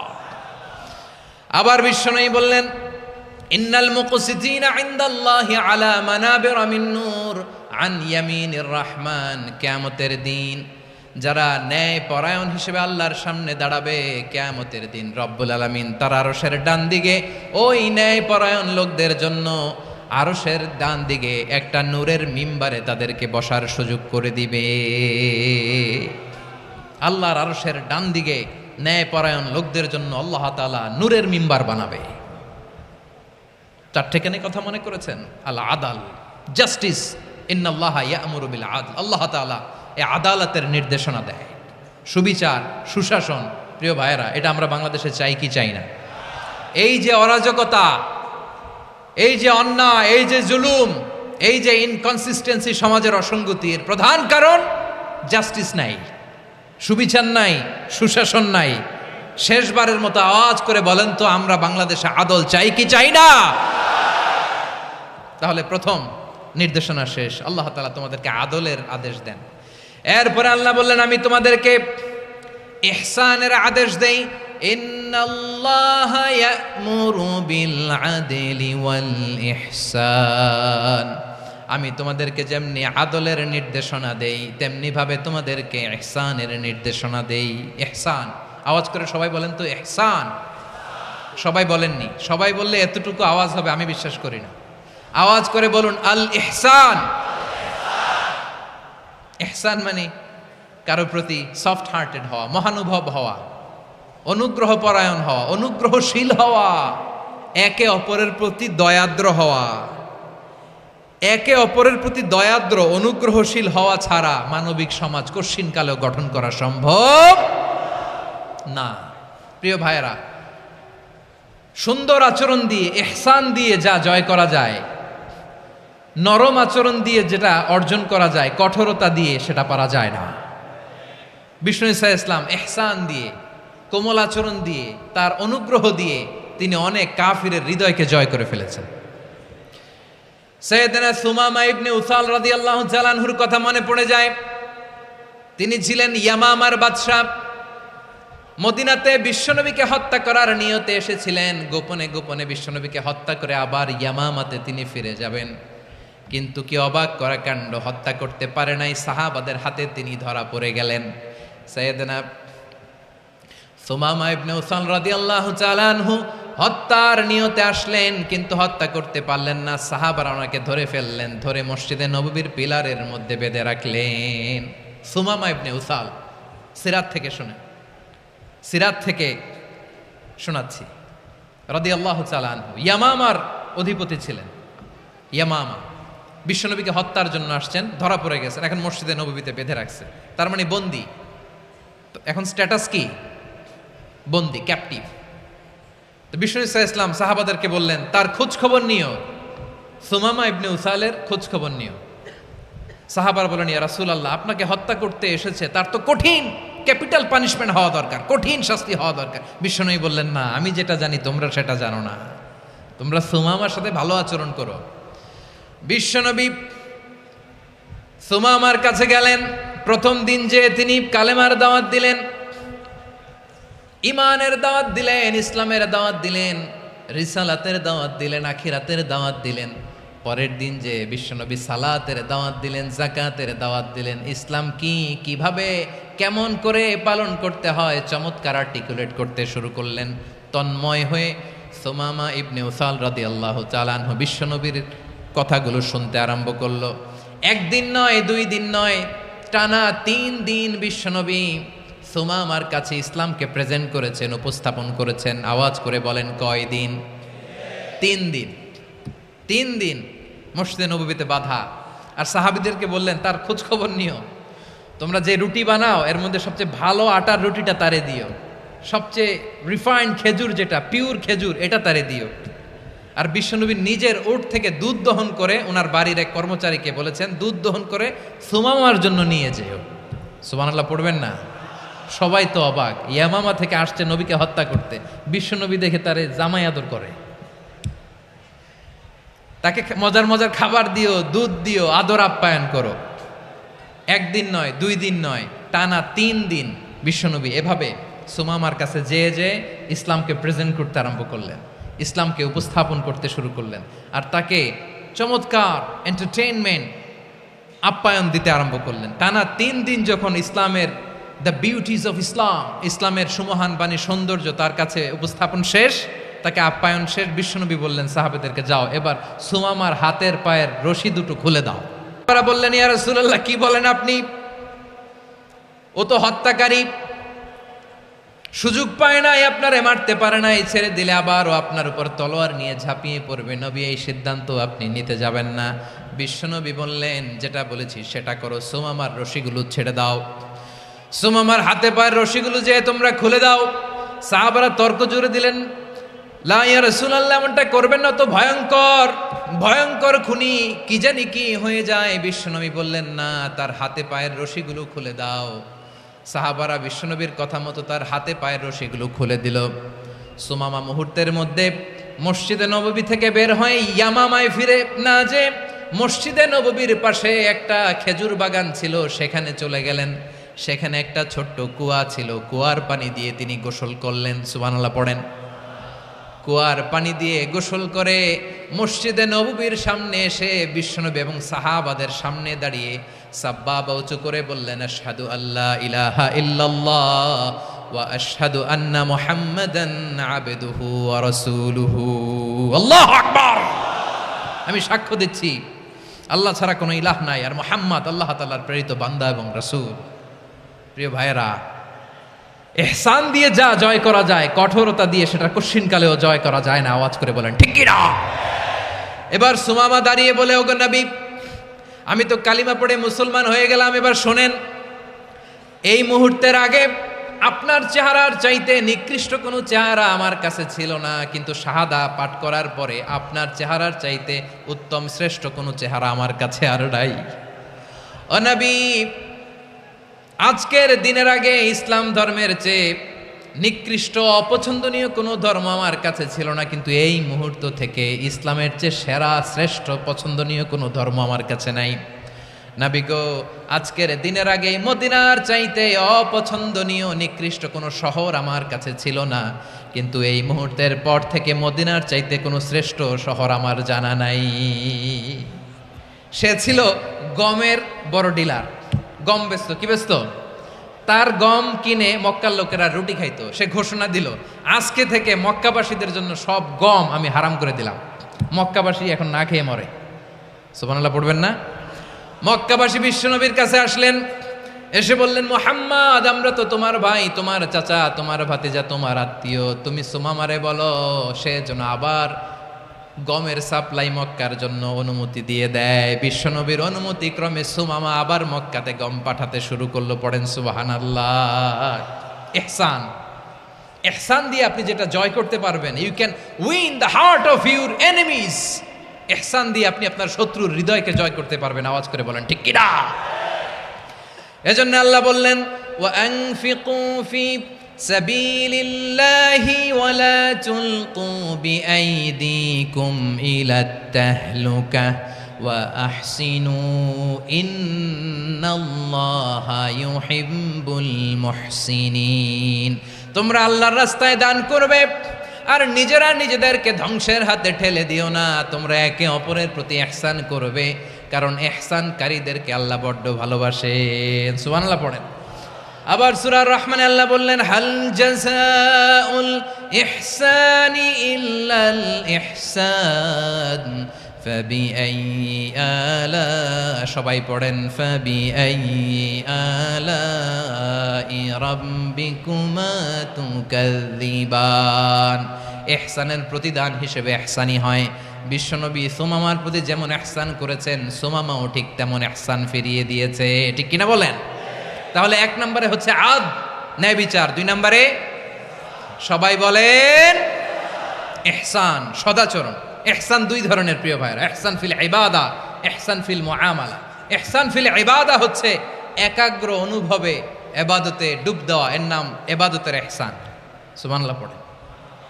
বিশ্বনবী বলেন ইহসান মানে কি জানো নাকি? হাদিসে জিবরিলে সাইয়েদনা জিবরিল আলাইহিস সালাম বিশ্বনবীকে বললেন, আখবিরনি আনিল ইহসান। নবী আমাদেরকে বলেন ইহসান মানে কি? বিশ্বনবী বললেন, আনতা আবুদাল্লাহা কাআন্নাকা তারাহু ফাইন লাম তাকুন তারাহু ফাইন্নাহু ইয়ারাক। ইহসান মানে হলো এমন ভাবে তুমি আল্লাহর সামনে নিজেকে উজাড় করে ইবাদত করবে, তুমি ভাববে তুমি আল্লাহকে দেখতে পাচ্ছ, আর এটা যদি ভাবা তোমার জন্য কঠিন হয়ে যায়, অন্তত এতটুকু তুমি ভাববা যে আল্লাহ তোমাকে দেখতে পাচ্ছেন। ঠিক কিনা বলেন? ও আমার বীর চট্টলার ভাইয়েরা, কেউ যেটা দেখে না সেটা দেখে কে? এই বিশ্বাস হৃদয়ের মধ্যে আছে? নামাজে যখন দাঁড়ান এই ফিলিংসটা আনা যাবে? হ্যাঁ, এশার সালাত তো এখনো হয় নাই না? আলোচনা শেষে এশার সালাত এখানে অনুষ্ঠিত হবে, তাই না? আচ্ছা বলুন তো, আমরা এশার সালাত পর্যন্ত বেঁচে থাকবো এই গ্যারান্টি আছে কার কার? হাত তোলেন। কয়েকজন হাত তুলছে পেছনে, না বুঝে তুলে ফেলছে। এশা পর্যন্ত যে আমরা হায়াত পাবো কোনো গ্যারান্টি আছে? সবাই আওয়াজ করে বলেন, গ্যারান্টি আছে? গ্যারান্টি নাই। এই জন্য বিষ্ণু ইসলাম বলেছে, এমনভাবে নামাজে দাঁড়াও, ইবাদত করো, মনে করো হতে পারে এটাই আমার জীবনের শেষ নামাজ। Perform the Salah as if this is your last and final prayer. এমনভাবে সালাতে দাঁড়াও, ভাবো হতে পারে এটাই তোমার জীবনের শেষ নামাজ। এমনভাবে নামাজে দাঁড়াও, ভাবো এটাই শেষ নামাজ। তাহলে নামাজে একাগ্রতা বাড়ায় দিবে কে? ফলে ইবাদতের ইহসান আমাদের অর্জিত হবে। আর মুআমালাতে ইহসান হলো, বিশ্বনবী বলেন, ইন্নাল্লাহা তাবারাকা ওয়া তাআলা কাতাবাল ইহসানা আলা কুল্লি শাই, ফাইযা কাতালতুম ফাআহসিনুল কিতলা ওয়া ইযা যাবাহতুম ফাআহসিনুয যাবহা ওয়ালিয়ুহিদ্দা আহাদুকুম শাফরাতাহু ওয়ালিয়ুরিহ যাবিহাতাহু। ইহসান দুই ধরনের, আওয়াজ করে বলতে হবে। কয় ধরনের? সবাই বলুন আওয়াজ করে, কয় ধরনের? একটা হচ্ছে ইহসান ফিল ইবাদা, ইবাদতে ইহসান। ইবাদতে ইহসান কি? একাগ্র অনুভব দিয়ে ইবাদত করা, মন প্রাণ দিয়ে ইবাদত করা। আর মুআমালাতে ইহসান কি? সব কাজে, দৈনন্দিন কাজে, কর্মে, সামাজিক অ্যাক্টিভিটিতে কোমলতা প্রদর্শন করা, অনুগ্রহের সাথে সবকিছু করা। আল্লাহ তাআলা ইন্নাল্লাহা তাবারাকা ওয়া তাআলা কাতাবাল ইহসানা আলা কুল্লি শাই, তিনি সব কিছুর ব্যাপারে ইহসানকে আবশ্যক করেছেন। সব কিছুতে মুমিনের সব কাজে ইহসানের পরশ থাকবে। ওয়া ইযা কাতালতুম ফাহসিনুল কিতলা, বিশ্বনবী বলেন তুমি যখন কাউকে হত্যা করো ইহসানের সাথে করো। সুবহানাল্লাহ পড়বেন না? যখন হত্যা করো তখনও ইহসানের সাথে। আচ্ছা হত্যা করবো আবার ইহসান আসবে করতে করে, তো মেরেই ফেলবো আমি। আল্লাহ, ও ভাই একজন খুন করেছে, খুনি, রাষ্ট্রীয় আইনে তার শাস্তি হয়েছে ডেথ পেনাল্টি, মৃত্যুদণ্ড। এখন মৃত্যুদণ্ড দেখে আপনি যেমনি মন চায় তেমনি মারবেন লোকটারে? ওর নাক কেটে ফেলতে পারবেন? ওর কান কাটতে পারবেন? ওর চোখ উপড়ে ফেলতে পারবেন আপনি? যেমন মন চায় তার অঙ্গহানি করা যাবে না। ইহসানের সাথে তাকে হত্যা করো। সুবহানাল্লাহ, this is Islam, this is the true essence of Islam. ওয়া ইযা যাবাহতুম ফাহসিনুয যাবহা, যখন জবাই করবে তখনও ইহসানের সাথে জবাই করো। করব জবাই, ওইখানেও নাকি ইহসান। আচ্ছা কুরবানির দিন আমরা পশুগুলোরে কি করি বলেন সবাই আওয়াজ করে? জবাই। জবাই মানে তো এটার মেরেই ফেলতেছি, একটু পরে তো টুকরো টুকরো করে গোশতগুলো খাবো, এটা তো খাবো, এটা তো মেরেই ফেলবে। বিষ্ণু বলে না, জবাইয়ের মধ্যেও মুমিনের জবাইয়ের ভেতরেও ইহসানের পরশ থাকা চাই।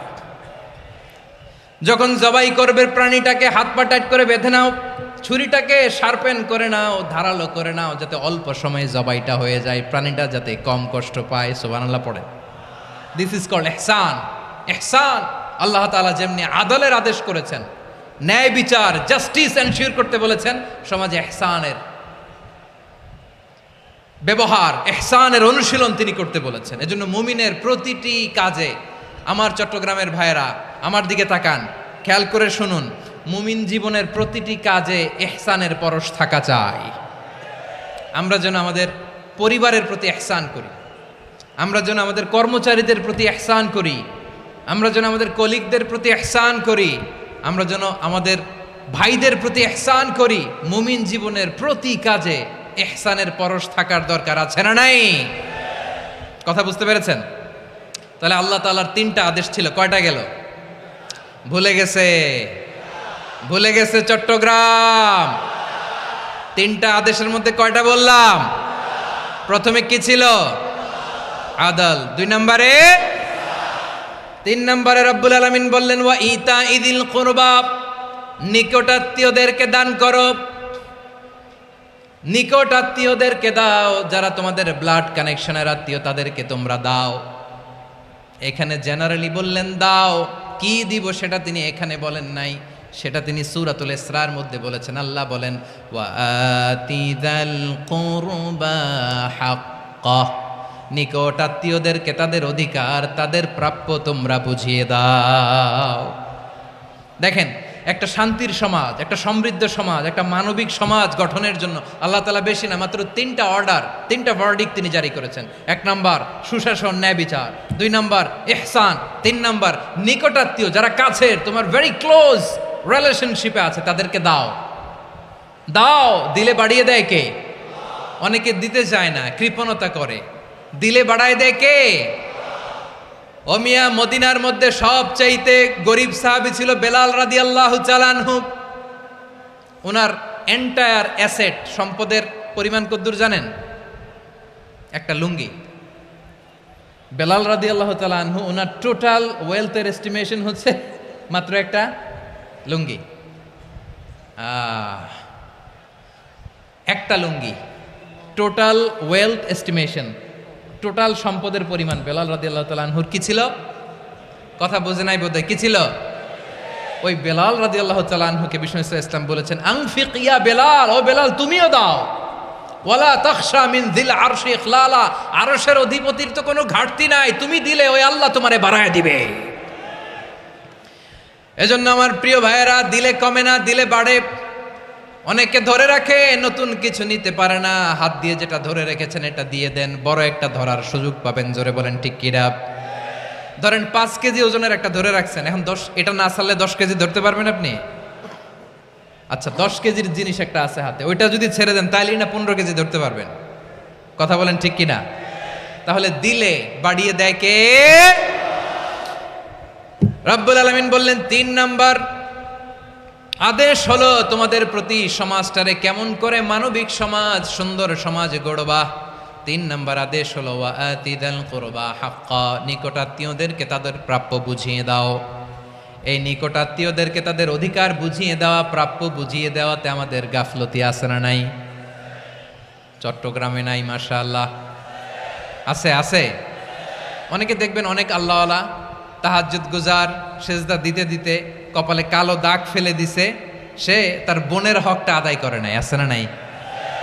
হ্যাঁ, এখানেও আছে। সর্বনাশ।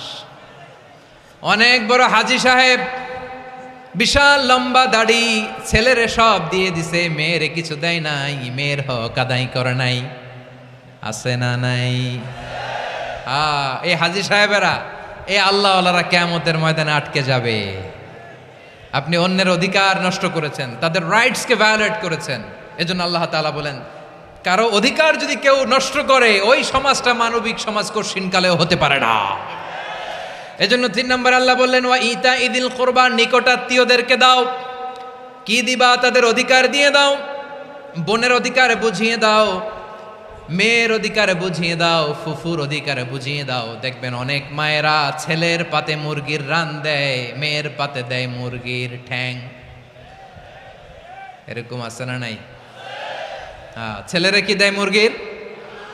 মেয়ের পাতে কি দেয়? তো মেয়ের কি মুরগির রান খেতে মনে চায় না? মনে চায় না? এমনটা করা যাবে না। নিকটাত্মীয়দেরকে অধিকার দিয়ে দাও, নিকটাত্মীয়ের সাথে সুসম্পর্ক রাখো। আদেশটা কার? এজন্য প্রিয় ভাইয়েরা, জীবনে যদি বারাকা অর্জন করতে চান, নিকটাত্মীয়দের সাথে সুসম্পর্ক রাখতে হবে, তাদের জন্য উপহার পাঠাতে হবে। বিশ্বনবী বলেন লা ইয়াদখুলুল জান্নাতা কাতে, যে ব্যক্তি আত্মীয়তার সম্পর্ককে ছিন্ন করে দেয়, সে কশিনকালেও আল্লাহর জান্নাতে ঢুকবে না। আপনি কি এটারে সহজ হাদিস মনে করছেন? এটা সহজ কথা? আপনি ভাবছেন আপনার নামাজ আপনারে বাঁচাতে পারবে, আপনার রোজা বাঁচাতে পারবে, আপনার তাহাজ্জুদ আপনারে বাঁচাতে পারবে? আপনি অধিকার নষ্ট করলে কিছুই আপনারে বাঁচাতে পারবে না। এজন্য নিকট আত্মীয়দেরকে দিতে হবে বেশি বেশি। বিশ্বনবী বলেন ইন্না সাদাকাতা আলাল মিসকিনি সাদাকা ওয়া আলা যির রাহিমি ইসনাতান সাদাকাতুন ওয়া সিলা। মিসকিনরে দান করলে শুধু দানের সওয়াব হয়, নিকট আত্মীয়কে দান করলে 2টার সওয়াব হয়, সাদাকার সওয়াব হয়, আবার আত্মীয়তার বন্ধন অটুট রাখার সওয়াব হয়ে যায়। আবার বিশ্বনবী বললেন মান সাররাহু আইয়ুবসাতা লাহু ফি রিজকিহি ওয়া ইউনসা লাহু ফি আসারিহি ফালইয়াসিল রাহিমা। যে ব্যক্তি তার রিজিকের প্রশস্ততা চায় আর হায়াতে বরকত চায়, সে যেন তার আত্মীয়ের সাথে সুসম্পর্ক রাখে। আমার প্রিয় চট্টলার ভাইয়েরা, আমাদের রিজিকে আমাদের রিজিক বাড়ুক, এটা আমরা চাই কি চাই না? সবাই চান? হ্যাঁ, আমাদের রিজিকে প্রশস্ততা আসুক, চাই কি চাই না? আমাদের হায়াতে বরকত আসুক, আমরা চাই কি চাই না? এই দুইটা যদি চান তাহলে নিকটাত্মীয়দের সাথে সুসম্পর্ক রাখবেন, পারবেন? তাহলে সমাজটারে মানবিক সমাজ বানায় দিবে কে? তিনটা আদেশ চলে গেল। কয়টা? আওয়াজ করে বলেন। 1 নম্বরে কি ছিল? 2 নম্বরে, 3 নম্বরে নিকটাত্মীয়দেরকে দান। আপনাদেরকে আরো শোনার আগ্রহ আছে? আপনাদের মনোযোগ আছে না গেছে? কষ্ট হচ্ছে না? মাশাআল্লাহ, মাশাআল্লাহ। তাকবীর পড়ুন, লিল্লাহে তাকবীর।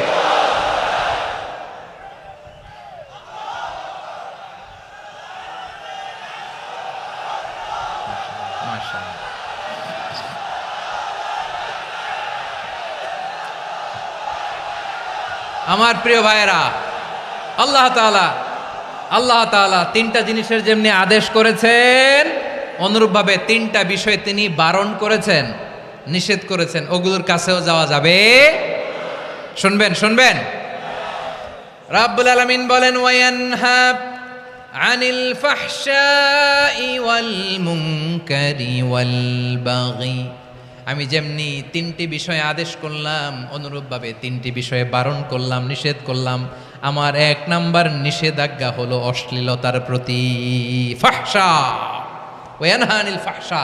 আল্লাহ তাআলা অশ্লীলতাকে নিষেধ করেছেন। কোন জিনিসকে? সবাই বলুন, কোন জিনিসকে? যত ধরনের, যত টাইপের, যত ক্যাটাগরির অশ্লীলতা হতে পারে, সব অশ্লীলতাকে হারাম করেছেন কে? ফাহশা মানে কি? কথায়, কাজে, আচরণে, কমেন্ট, ফেসবুকের কমেন্টসে যত ধরনের নোংরামো আছে, যত ধরনের অশ্লীলতা আছে, এটাকে আরবিতে বলে ফাহশা। এটাকে কি বলে? রাব্বুল আলামিন বলেন, কুল ইন্নামা হাররামা রাব্বিয়াল ফাওয়াহিশা মা যাহারা মিনহা ওয়া মা বাতান। ও নবী, আপনি বলে দেন, আমার রব প্রকাশ্য, অপ্রকাশ্য, স্পষ্ট কিংবা অস্পষ্ট, দৃশ্যমান কিংবা অদৃশ্যমান সব অশ্লীলতাকে হারাম করেছেন। সব ধরনের অশ্লীলতা হারাম, সব ধরনের। আল্লাহ তাআলা আমাদেরকে অশ্লীলতা থেকে বাঁচান, অশ্লীলতা থেকে তিনি আমাদেরকে হেফাজত করুক। পড়েন আমিন। এবার বলেন, আমাদের সমাজে অশ্লীলতা আছে না নাই? চট্টগ্রামে নাই? আমি কই নাই, ওনারা বলে আছে। দেখছেন, আমি সামহাও বাঁচায় দেওয়ার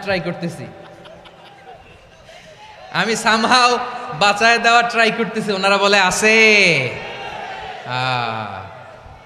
অশ্লীলতা নানা ভাবে, নানা নামে, নানা মোড়কে আমাদের সমাজে আছে না নাই? সংস্কৃতির নামে, ফ্যাশনের নামে, বিনোদনের নামে, উপন্যাসের নামে, কনসার্টের নামে অশ্লীলতা আছে না নাই? আপনি দেখেছেন কনসার্টগুলোর অবস্থা? এই যে আতিফ আসলাম যে আসছে আমাদের দেশে, তারপর কে কে আসছে, আমাদের তরুণ তরুণীরা, আমাদের যুবক যুবতীরা, আমাদের জেনজিরা, কি অবস্থা ওইখানে? হ্যাঁ, কি অবস্থা? কে বাঁচাবে ওদের? কে রক্ষা করবে ওদের ইমানের, ওদের চরিত্রের হেফাজতের গ্যারান্টি কে দিবে?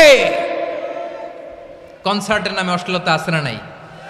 ছেলে মেয়ে একে অপরকে জড়ায় ধরতেছে, একে অপরকে চুমু খাচ্ছে, প্রকাশ্যে, দিবালোকে, গণমানুষের সামনে। আল্লাহ তাআলা এই অশ্লীলতা থেকে আমাদেরকে বেঁচে থাকতে বলেছেন, বেঁচে থাকতে বলেছেন। রূপালী জগতের নামে অশ্লীলতা আছে না নাই? এই টার্মটা আপনারা জানেন না? রূপালী জগৎ কি জগৎ? আসলে কি রূপালী জগৎ না অন্ধকার জগৎ? আমার বোনেরা, আপনাদেরকে যে কি বলে তারা বুঝায়, রূপালী জগৎ শুনেই আপনি ভরকে যাবেন না। রূপালী জগতে যে নারী যত বেশি উলঙ্গ, সে নাকি তত বেশি সাহসী। জানেন, বলে এটা একটা সাহসী নারী, খুব সাহসী পদক্ষেপ তার। যত বেশি শরীর থেকে কাপড় নামাতে পারবে, যত বেশি বস্ত্রহীন হয়ে নিজেকে প্রেজেন্ট করতে পারবে, সে নাকি তত বেশি সাহসী। আমার চট্টলার ভাইয়েরা, শয়তানের প্রথমে এজেন্ডা ছিল বনি আদমকে বস্ত্রহীন করা। সে আদম এবং হাওয়া আলাইহিস সালামকে নিষিদ্ধ গাছের ফল খাইয়ে তাদেরকে বস্ত্রহীন করেছে। এই জামিনেও সে আমাদেরকে বস্ত্রহীন করতে চাইবে। এই রূপালী জগতের নামে তারা এটা করে। আমার প্রিয় বোনেরা, আপনি জানেন না আপনার দাম কত। ওরা আপনাদেরকে বিজ্ঞাপনের সস্তা পণ্য বানাতে চায়। ওরা আপনাদেরকে ওদের ভোগের লিপসার টুলস বানাতে চায়। ওরা আপনাদেরকে দিয়ে ওদের খায়েশ পূরণ করতে চায়। এটা আপনাদের জন্য মোটেও ডিগনিটি নয়, এটা আপনাদের জন্য সম্মান নয়। আপনার সম্মান শালীনতায়, আপনার সম্মান হেজাবে, আপনার সম্মান ভদ্রতায়, আপনার সম্মান আপনার ডিসেন্ট পোশাকে। পোশাক বলে দেয় এই নারীটা ভদ্র না অভদ্র। পোশাক বলে দেয় এই মেয়েটা কোন ঘরের মেয়ে। আওয়াজ করে বলেন ঠিক কিনা? আপনি জানেন না আপনার এই সস্তা পণ্য বানায়, ভোগের পণ্য, বিলবোর্ডে আপনাকে উলঙ্গ করে উপস্থাপন করে। এই অশ্লীলতার সাথে ইসলামের কোনো সম্পর্ক। এজন্য আল্লাহ বলেন আমি অশ্লীলতাকে হারাম করেছি। অশ্লীলতাকে হারাম করার প্রথম কারণ হলো এর মাধ্যমে মানবতাকে অপমানিত করা হয়। কারণ মানুষের সম্মান মানুষের পোশাকে। মানুষ যখন পোশাকহীন হয়ে যায়, বস্ত্রহীন হয়ে যায়, তার সম্মান কমে যায়। ঠিক কিনা? অশ্লীলতাকে হারাম করার প্রথম কারণ হচ্ছে মানুষ মানুষকে অপমান করে। একটা নারী, সে তো সম্মানিত। নারী যে কত সম্মানিত, নারীরা এটা বুঝেই নাই। বিশ্বনবী বলেন আর দুনিয়া কুল্লুহা মাতা ওয়া খায়রু মাতা'আদ দুনিয়া আল মারআতুস সালিহা। আমার বোনেরা, 5টা প্যান্ডেলে আপনারা এলইডিতে আমার আলোচনা শুনছেন, আমি জানি।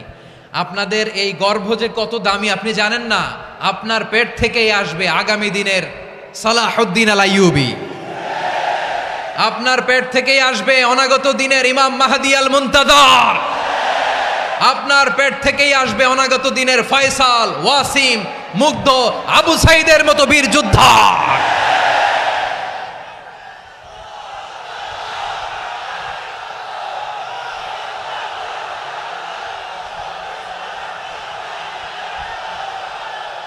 আমার প্রিয় বোনেরা, আমার প্রিয় বোনেরা, বিশ্বনবীর কথার ওজন খেয়াল করেন। আর দুনিয়া কুল্লুহা মাতা ওয়া খায়রু মাতা'আদ দুনিয়া আল মারআতুস সালিহা।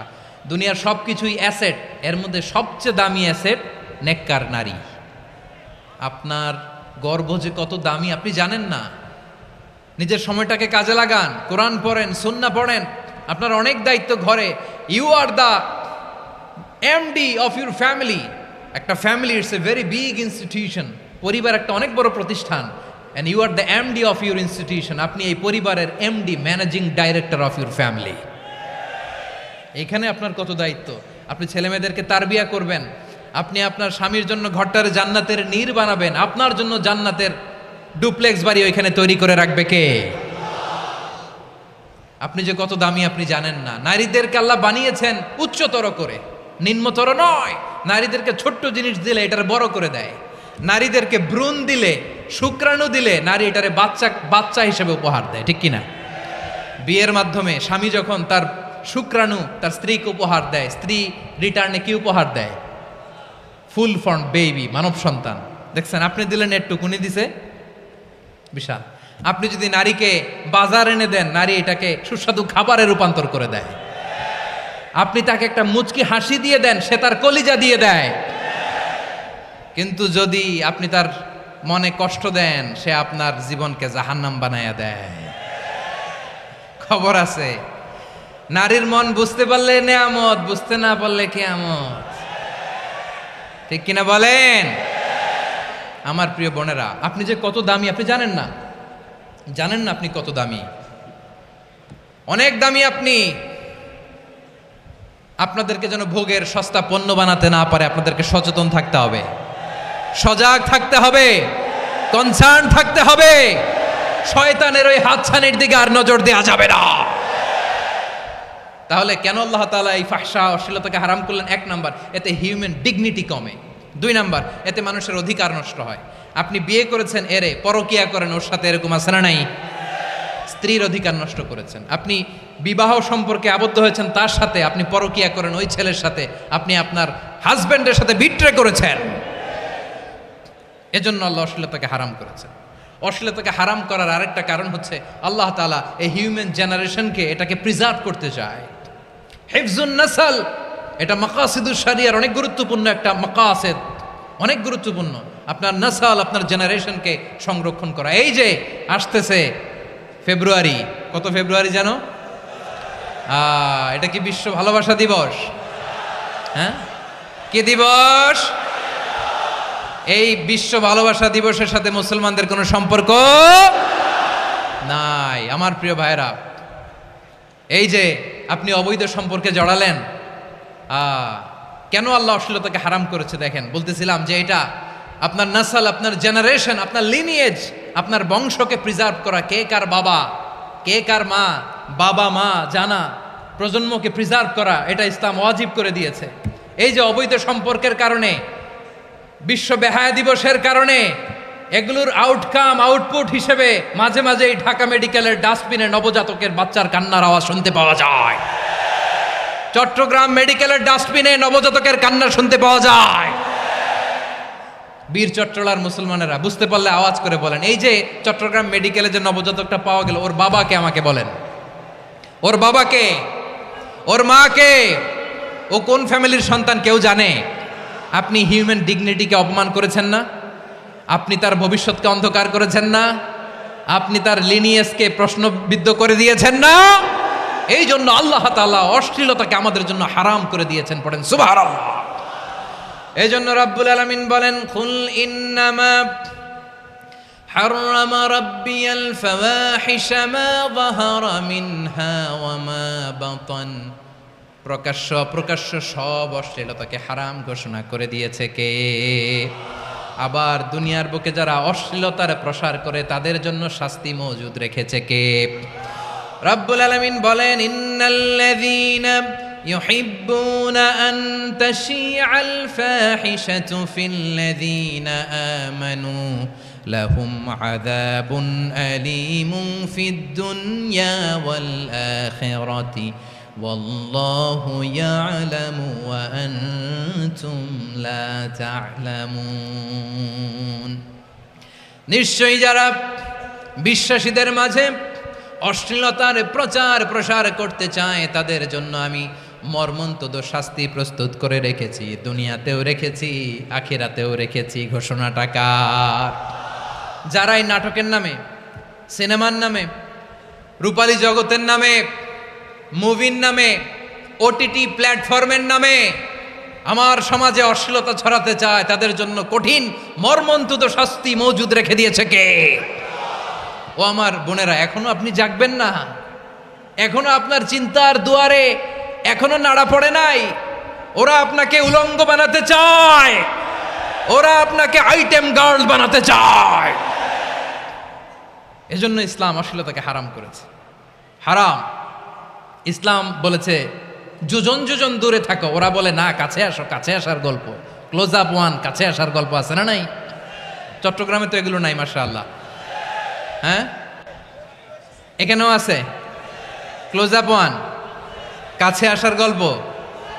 আল্লাহ বলেন ওয়ালা তাকরাবুজ জিনা, কাছেও এসো না, জিনা থেকে যোজন যোজন কিলো দূরে থাকো, ওরা বলে কাছে আসার গল্প। আমার বীর চট্টলার ভাইয়েরা, কাছে আসতে হলে আমরা কোরআনের কাছে আসব, কাছে আসতে হলে নবীর কাছে আসব, কাছে আসার গল্প হবে আমার রবের কাছে আসার গল্প। চিল্লায় বলো ঠিক কিনা?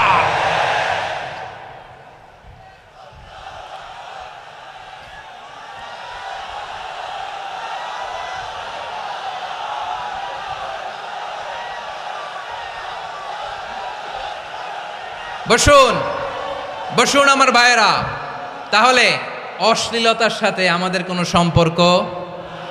সবাই বলতে পারেননি, আওয়াজ করে বলুন, অশ্লীলতার সাথে আমাদের কোনো সম্পর্ক? আমরা এই সমস্ত ক্লোজ আপ ওয়ান, কাছে আসার গল্পের প্রোগ্রামে যাব? আমরা কোনো ধরনের অশ্লীল কন্টেন্ট সোশ্যাল মিডিয়ায়, টিভিতে দেখব? দেখতে নারী, সুস্থ নারী, আসলেই সে দিব্যি একজন নারী, বলে আমি মনে মনে পুরুষ। সবচেয়ে ভয়ঙ্কর অশ্লীলতার সবচাইতে লেটেস্ট ভার্সন হচ্ছে এই ট্রান্সজেন্ডারিজম। সুস্থ পুরুষ তার বায়োলজিক্যাল গ্রোথকে হরমোন দিয়ে স্টপ করে দিয়ে সে সার্জারি করে নারী হতে চায়, সুস্থ নারী পুরুষ হতে চায়। পুরুষের প্রতি সেক্সুয়ালি আকর্ষণ বোধ করে, এটা লূত আলাইহিস সালামের কওমের মধ্যে ছিল। এটাকেও আল্লাহ কোরআনে ফাহিশা বলেছেন। ওয়ালুতান ইয قال لقومه أتأتون الفاحشة ما سبقكم بها من أحد من العالمين। লূত আলাইহিস সালাম বললেন, তোমরা কি এমন এক অশ্লীল কার্যক্রমে ডুব দিলে নাকি যেটা গোটা বিশ্বের কেউ কখনো করে নাই, তোমরাই প্রথম করেছো। পড়েন নাউযুবিল্লাহ। এই পশ্চিমের এই রোগ আমার দেশে যেন আসতে না পারে, আমাদের সজাগ থাকতে হবে। প্রিয় ভাইরা চিল্লায় বলেন ঠিক কিনা? পশ্চিমের অবস্থা ভয়ঙ্কর। পাশ্চাত্যে আমি যুক্তরাষ্ট্রে ছিলাম অনেক দিন, কয়েক মাস, বিভিন্ন স্টেটে ঘুরেছি। গার্ডিয়ানরা উদ্বিগ্ন, ছেলে মেয়েদেরকে, ছোট্ট ছেলে মেয়ে, ওদেরকে জিজ্ঞেস করে, তুমি how do you feel right now inside your self, তুমি ভিতরে ভিতরে কেমন ফিল করো, তোমার কি ছেলে ছেলে লাগে না মেয়ে মেয়ে লাগে? আচ্ছা বলেন, এই ছোট্ট বাচ্চাটা ওকে এগুলো জেন্ডার অ্যাসাইনমেন্ট বলতে এগুলো কিছু বুঝে? এইভাবে মিসগাইড করা হচ্ছে। কৌতূহলবশত ছোট্ট ছেলে যদি বলে আমার তো মেয়ে মেয়ে লাগে, তখন বলে যে না তুমি মেয়ে, ছেলে না। মা বাবা বাধা দিলে ওকে আলাদা গভর্নমেন্ট হাউসে নিয়ে যায়। ভয়ঙ্করতম অবস্থা। আমরা একটা সময়ে শুনতাম যে হুজুর আমার ছেলেটা খুব ভালো, হাফেজে কোরআন, আল্লাহওয়ালা। হুজুর আমার ছেলে দাড়ি রাখছে, আল্লাহওয়ালা। হুজুর আমার ছেলে 5 ওয়াক্ত সালাত জামাতের সাথে পড়ে, তার মানে আল্লাহওয়ালা। পশ্চিমে যে আমি কি শুনছি জানেন? ওরা বলে হুজুর আমার ছেলেটা ইউনিভার্সিটির একটা মেয়ের সাথে প্রেম করে, ও খুব আল্লাহওয়ালা, হুজুর দোয়া করবেন।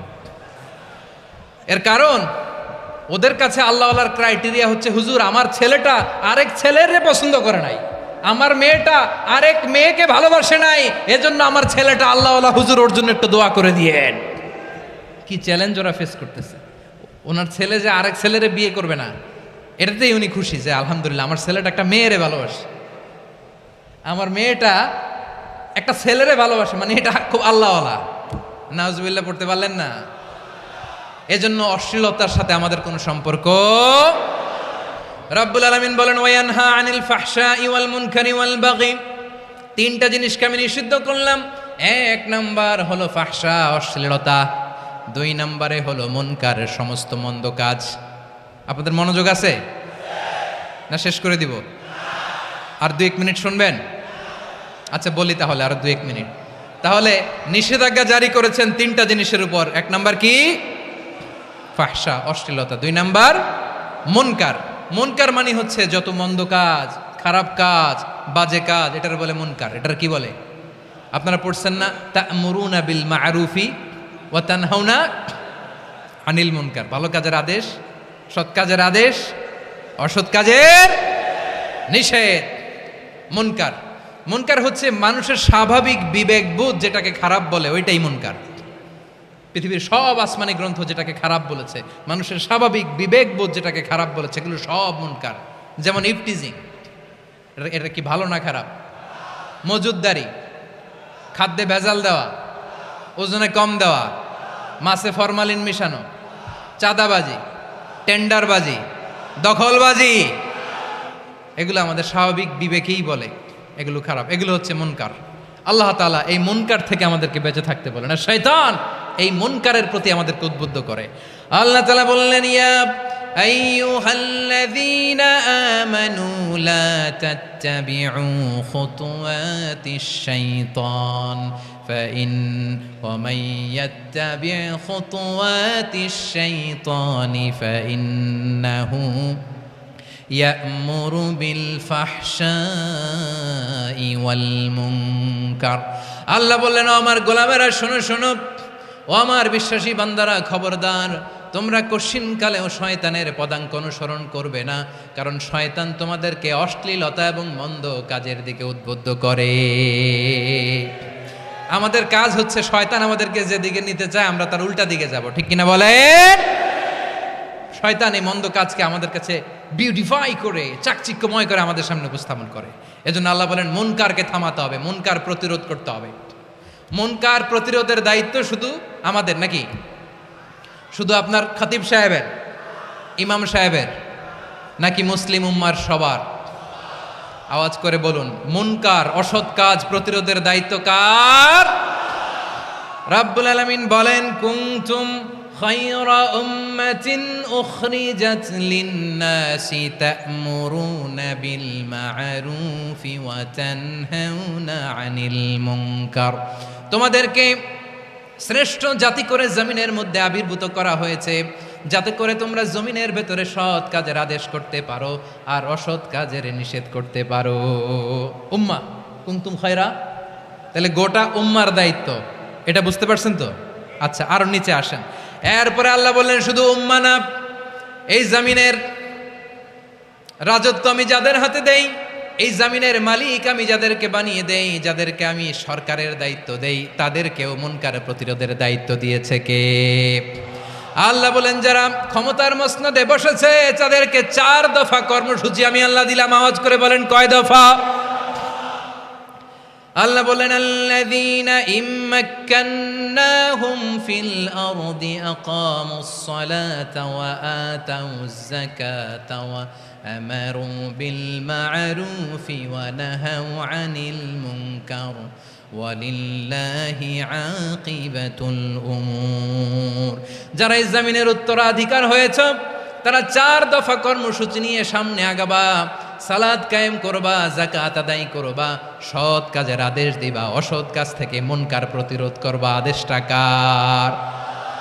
আমার প্রিয় চট্টলার ভাইরা, পুরো উম্মার দায়িত্ব মুনকার প্রতিরোধ করা, সরকার প্রধানের দায়িত্ব মুনকার প্রতিরোধ করা। এরপর আল্লাহ বলেন প্রতিটা ফ্যামিলির যিনি প্রধান সিইও বাবা, প্রত্যেক বাবারও দায়িত্ব এই মুনকার প্রতিরোধ করা। আওয়াজ করে বলেন ঠিক কিনা?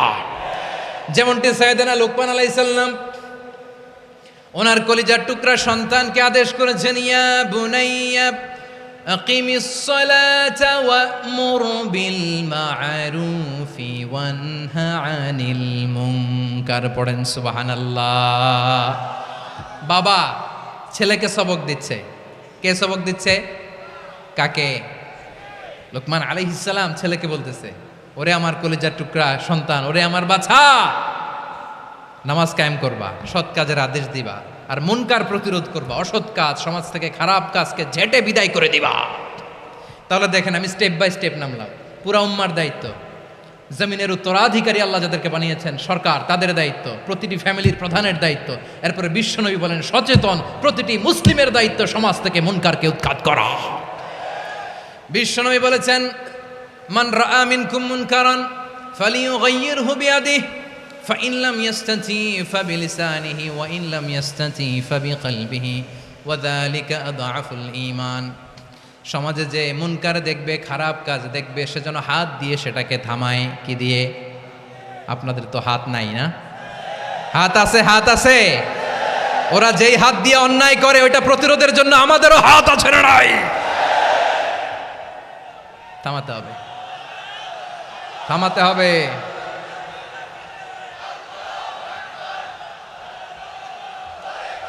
বসুন আমার প্রিয় ভাইয়েরা, ওরা ওদের যেই হাত দিয়ে টেন্ডারবাজি করে, চাঁদাবাজি করে, ইফটিজিং করে, দখলবাজি করে, যেই হাত দিয়ে, ওই মুনকার থামায় দেওয়ার জন্য আল্লাহর দিয়ে আমাদেরও 2টি হাত আছে না নাই? আমাদেরও হাত আছে। থামাইতে হবে, থামাইতে হবে, হিম্মত করতে হবে। আমার প্রিয় ভাইয়েরা, না থামালে আমরাই ডুববো শেষমেশ। আমাদের বাঁচার জন্য হইলেও থামাইতে হবে। রব্বুল আলামিন বলেন ওয়াত্তাকু ফিতনাতাল লা তুসিবান্নাল্লাযীনা যালামু মিনকুম খাসসা।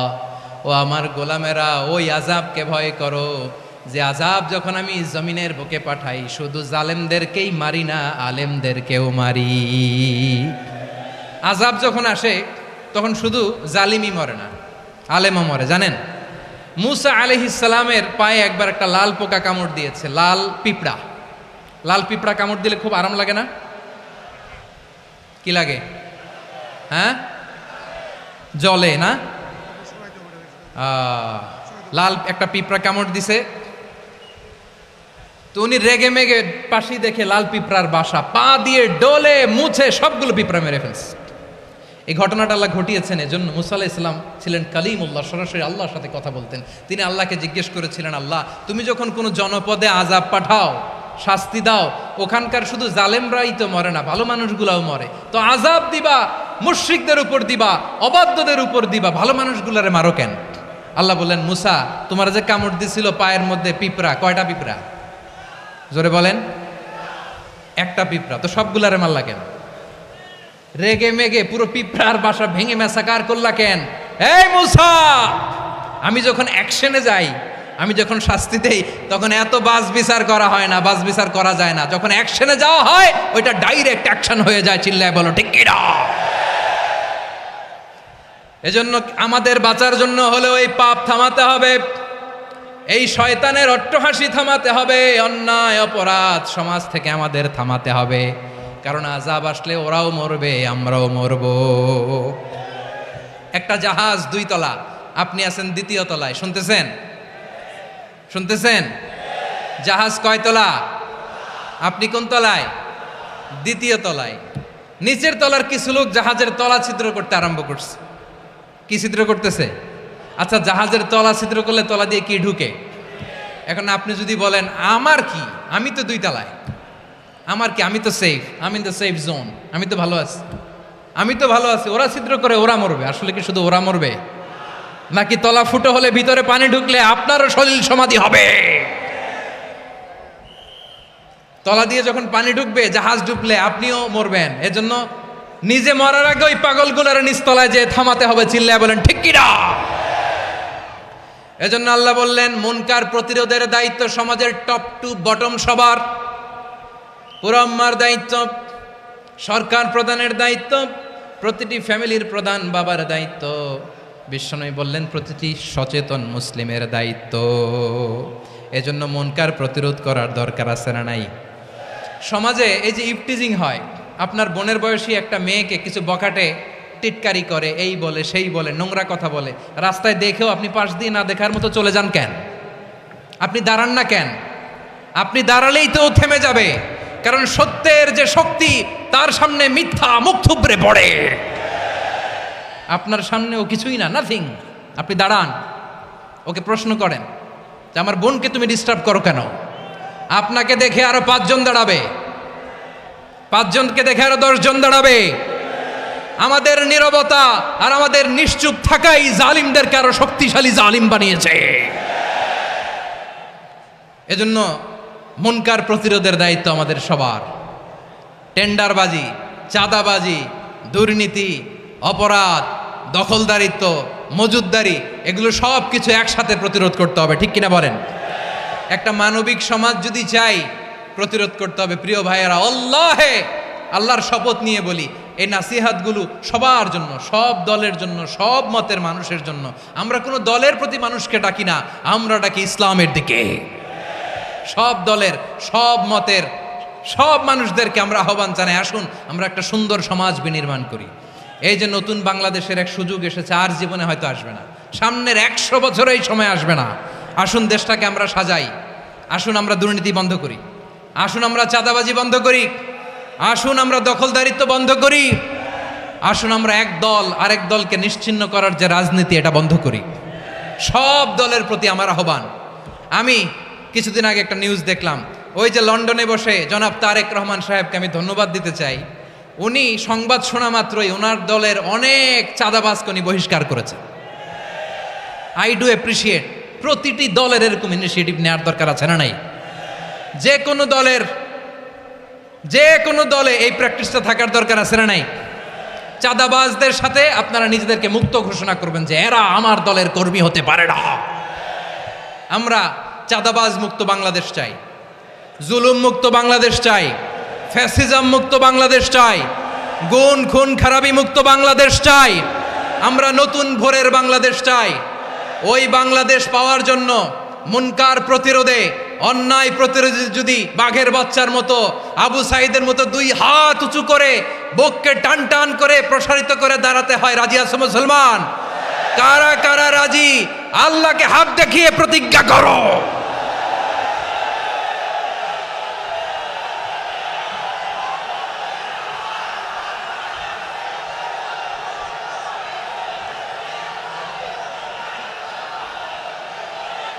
আমার প্রিয় ভাইয়েরা, বসুন বসুন আমার ভাইয়েরা।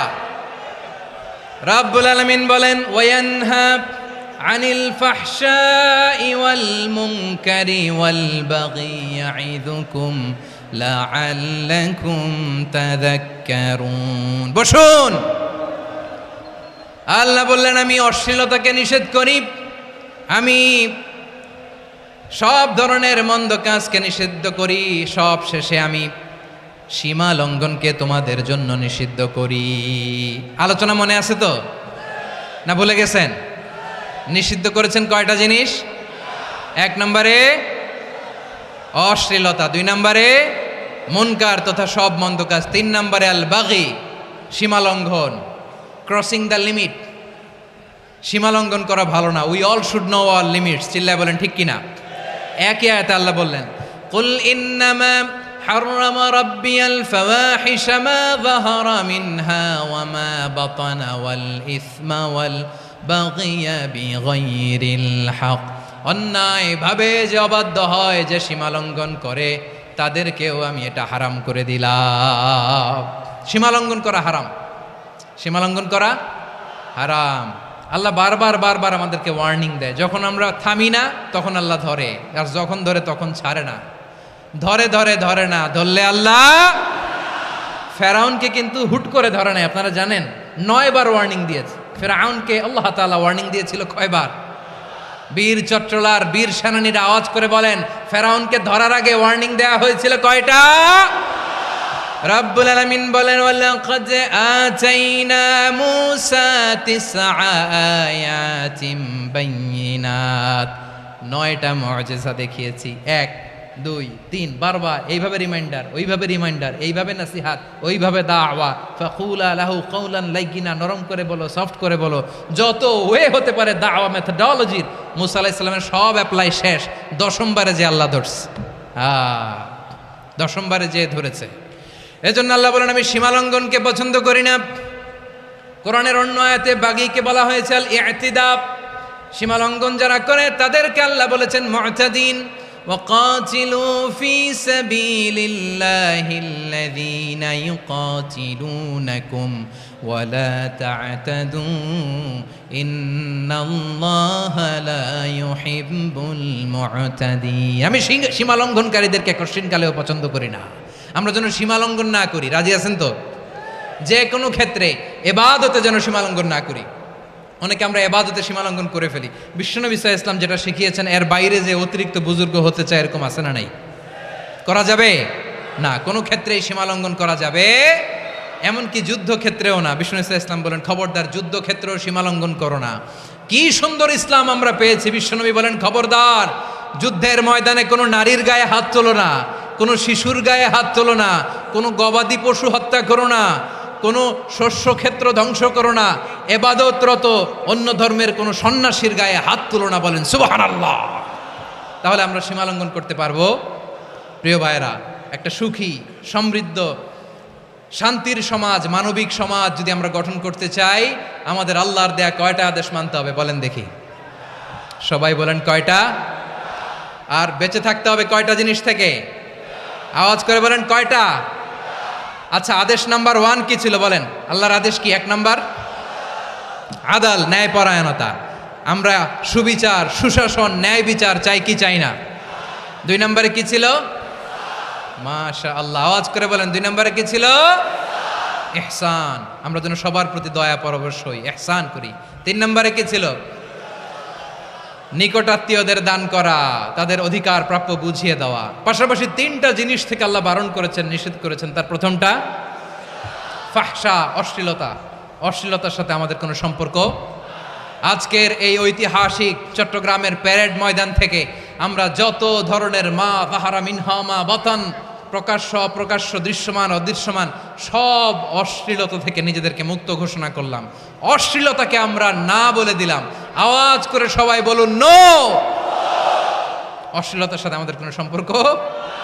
2 নম্বর নিষেধাজ্ঞা কি ছিল? আল মুনকার, সমাজের যত মন্দ কাজ এগুলোকে আমরা প্রতিরোধ করব। রাজি আছেন তো সবাই? 3 নম্বরে আল বাগি, সীমালঙ্ঘন। কোনো মুসলিম সীমালঙ্ঘন করে না, এমনকি যুদ্ধক্ষেত্রেও না। আওয়াজ করে বলেন ঠিক কিনা? রাব্বুল আলামিন শেষে বললেন ইয়াইদুকুম লাআল্লাকুম তাযাক্কারুন, আল্লাহ তোমাদেরকে উপদেশ দেন যাতে তোমরা শিক্ষা গ্রহণ করো। আমরা উপদেশ দেব, আমরা জোর করে কাউরে কিছু মানাতে চাই না। লা ইকরাহা ফিদ্দিন ওয়া যাক্কির ফা ইন্না যিকরা তানফাউল মুমিনিন, উপদেশ দিলে এটা মুমিনদের কাজে দেয়।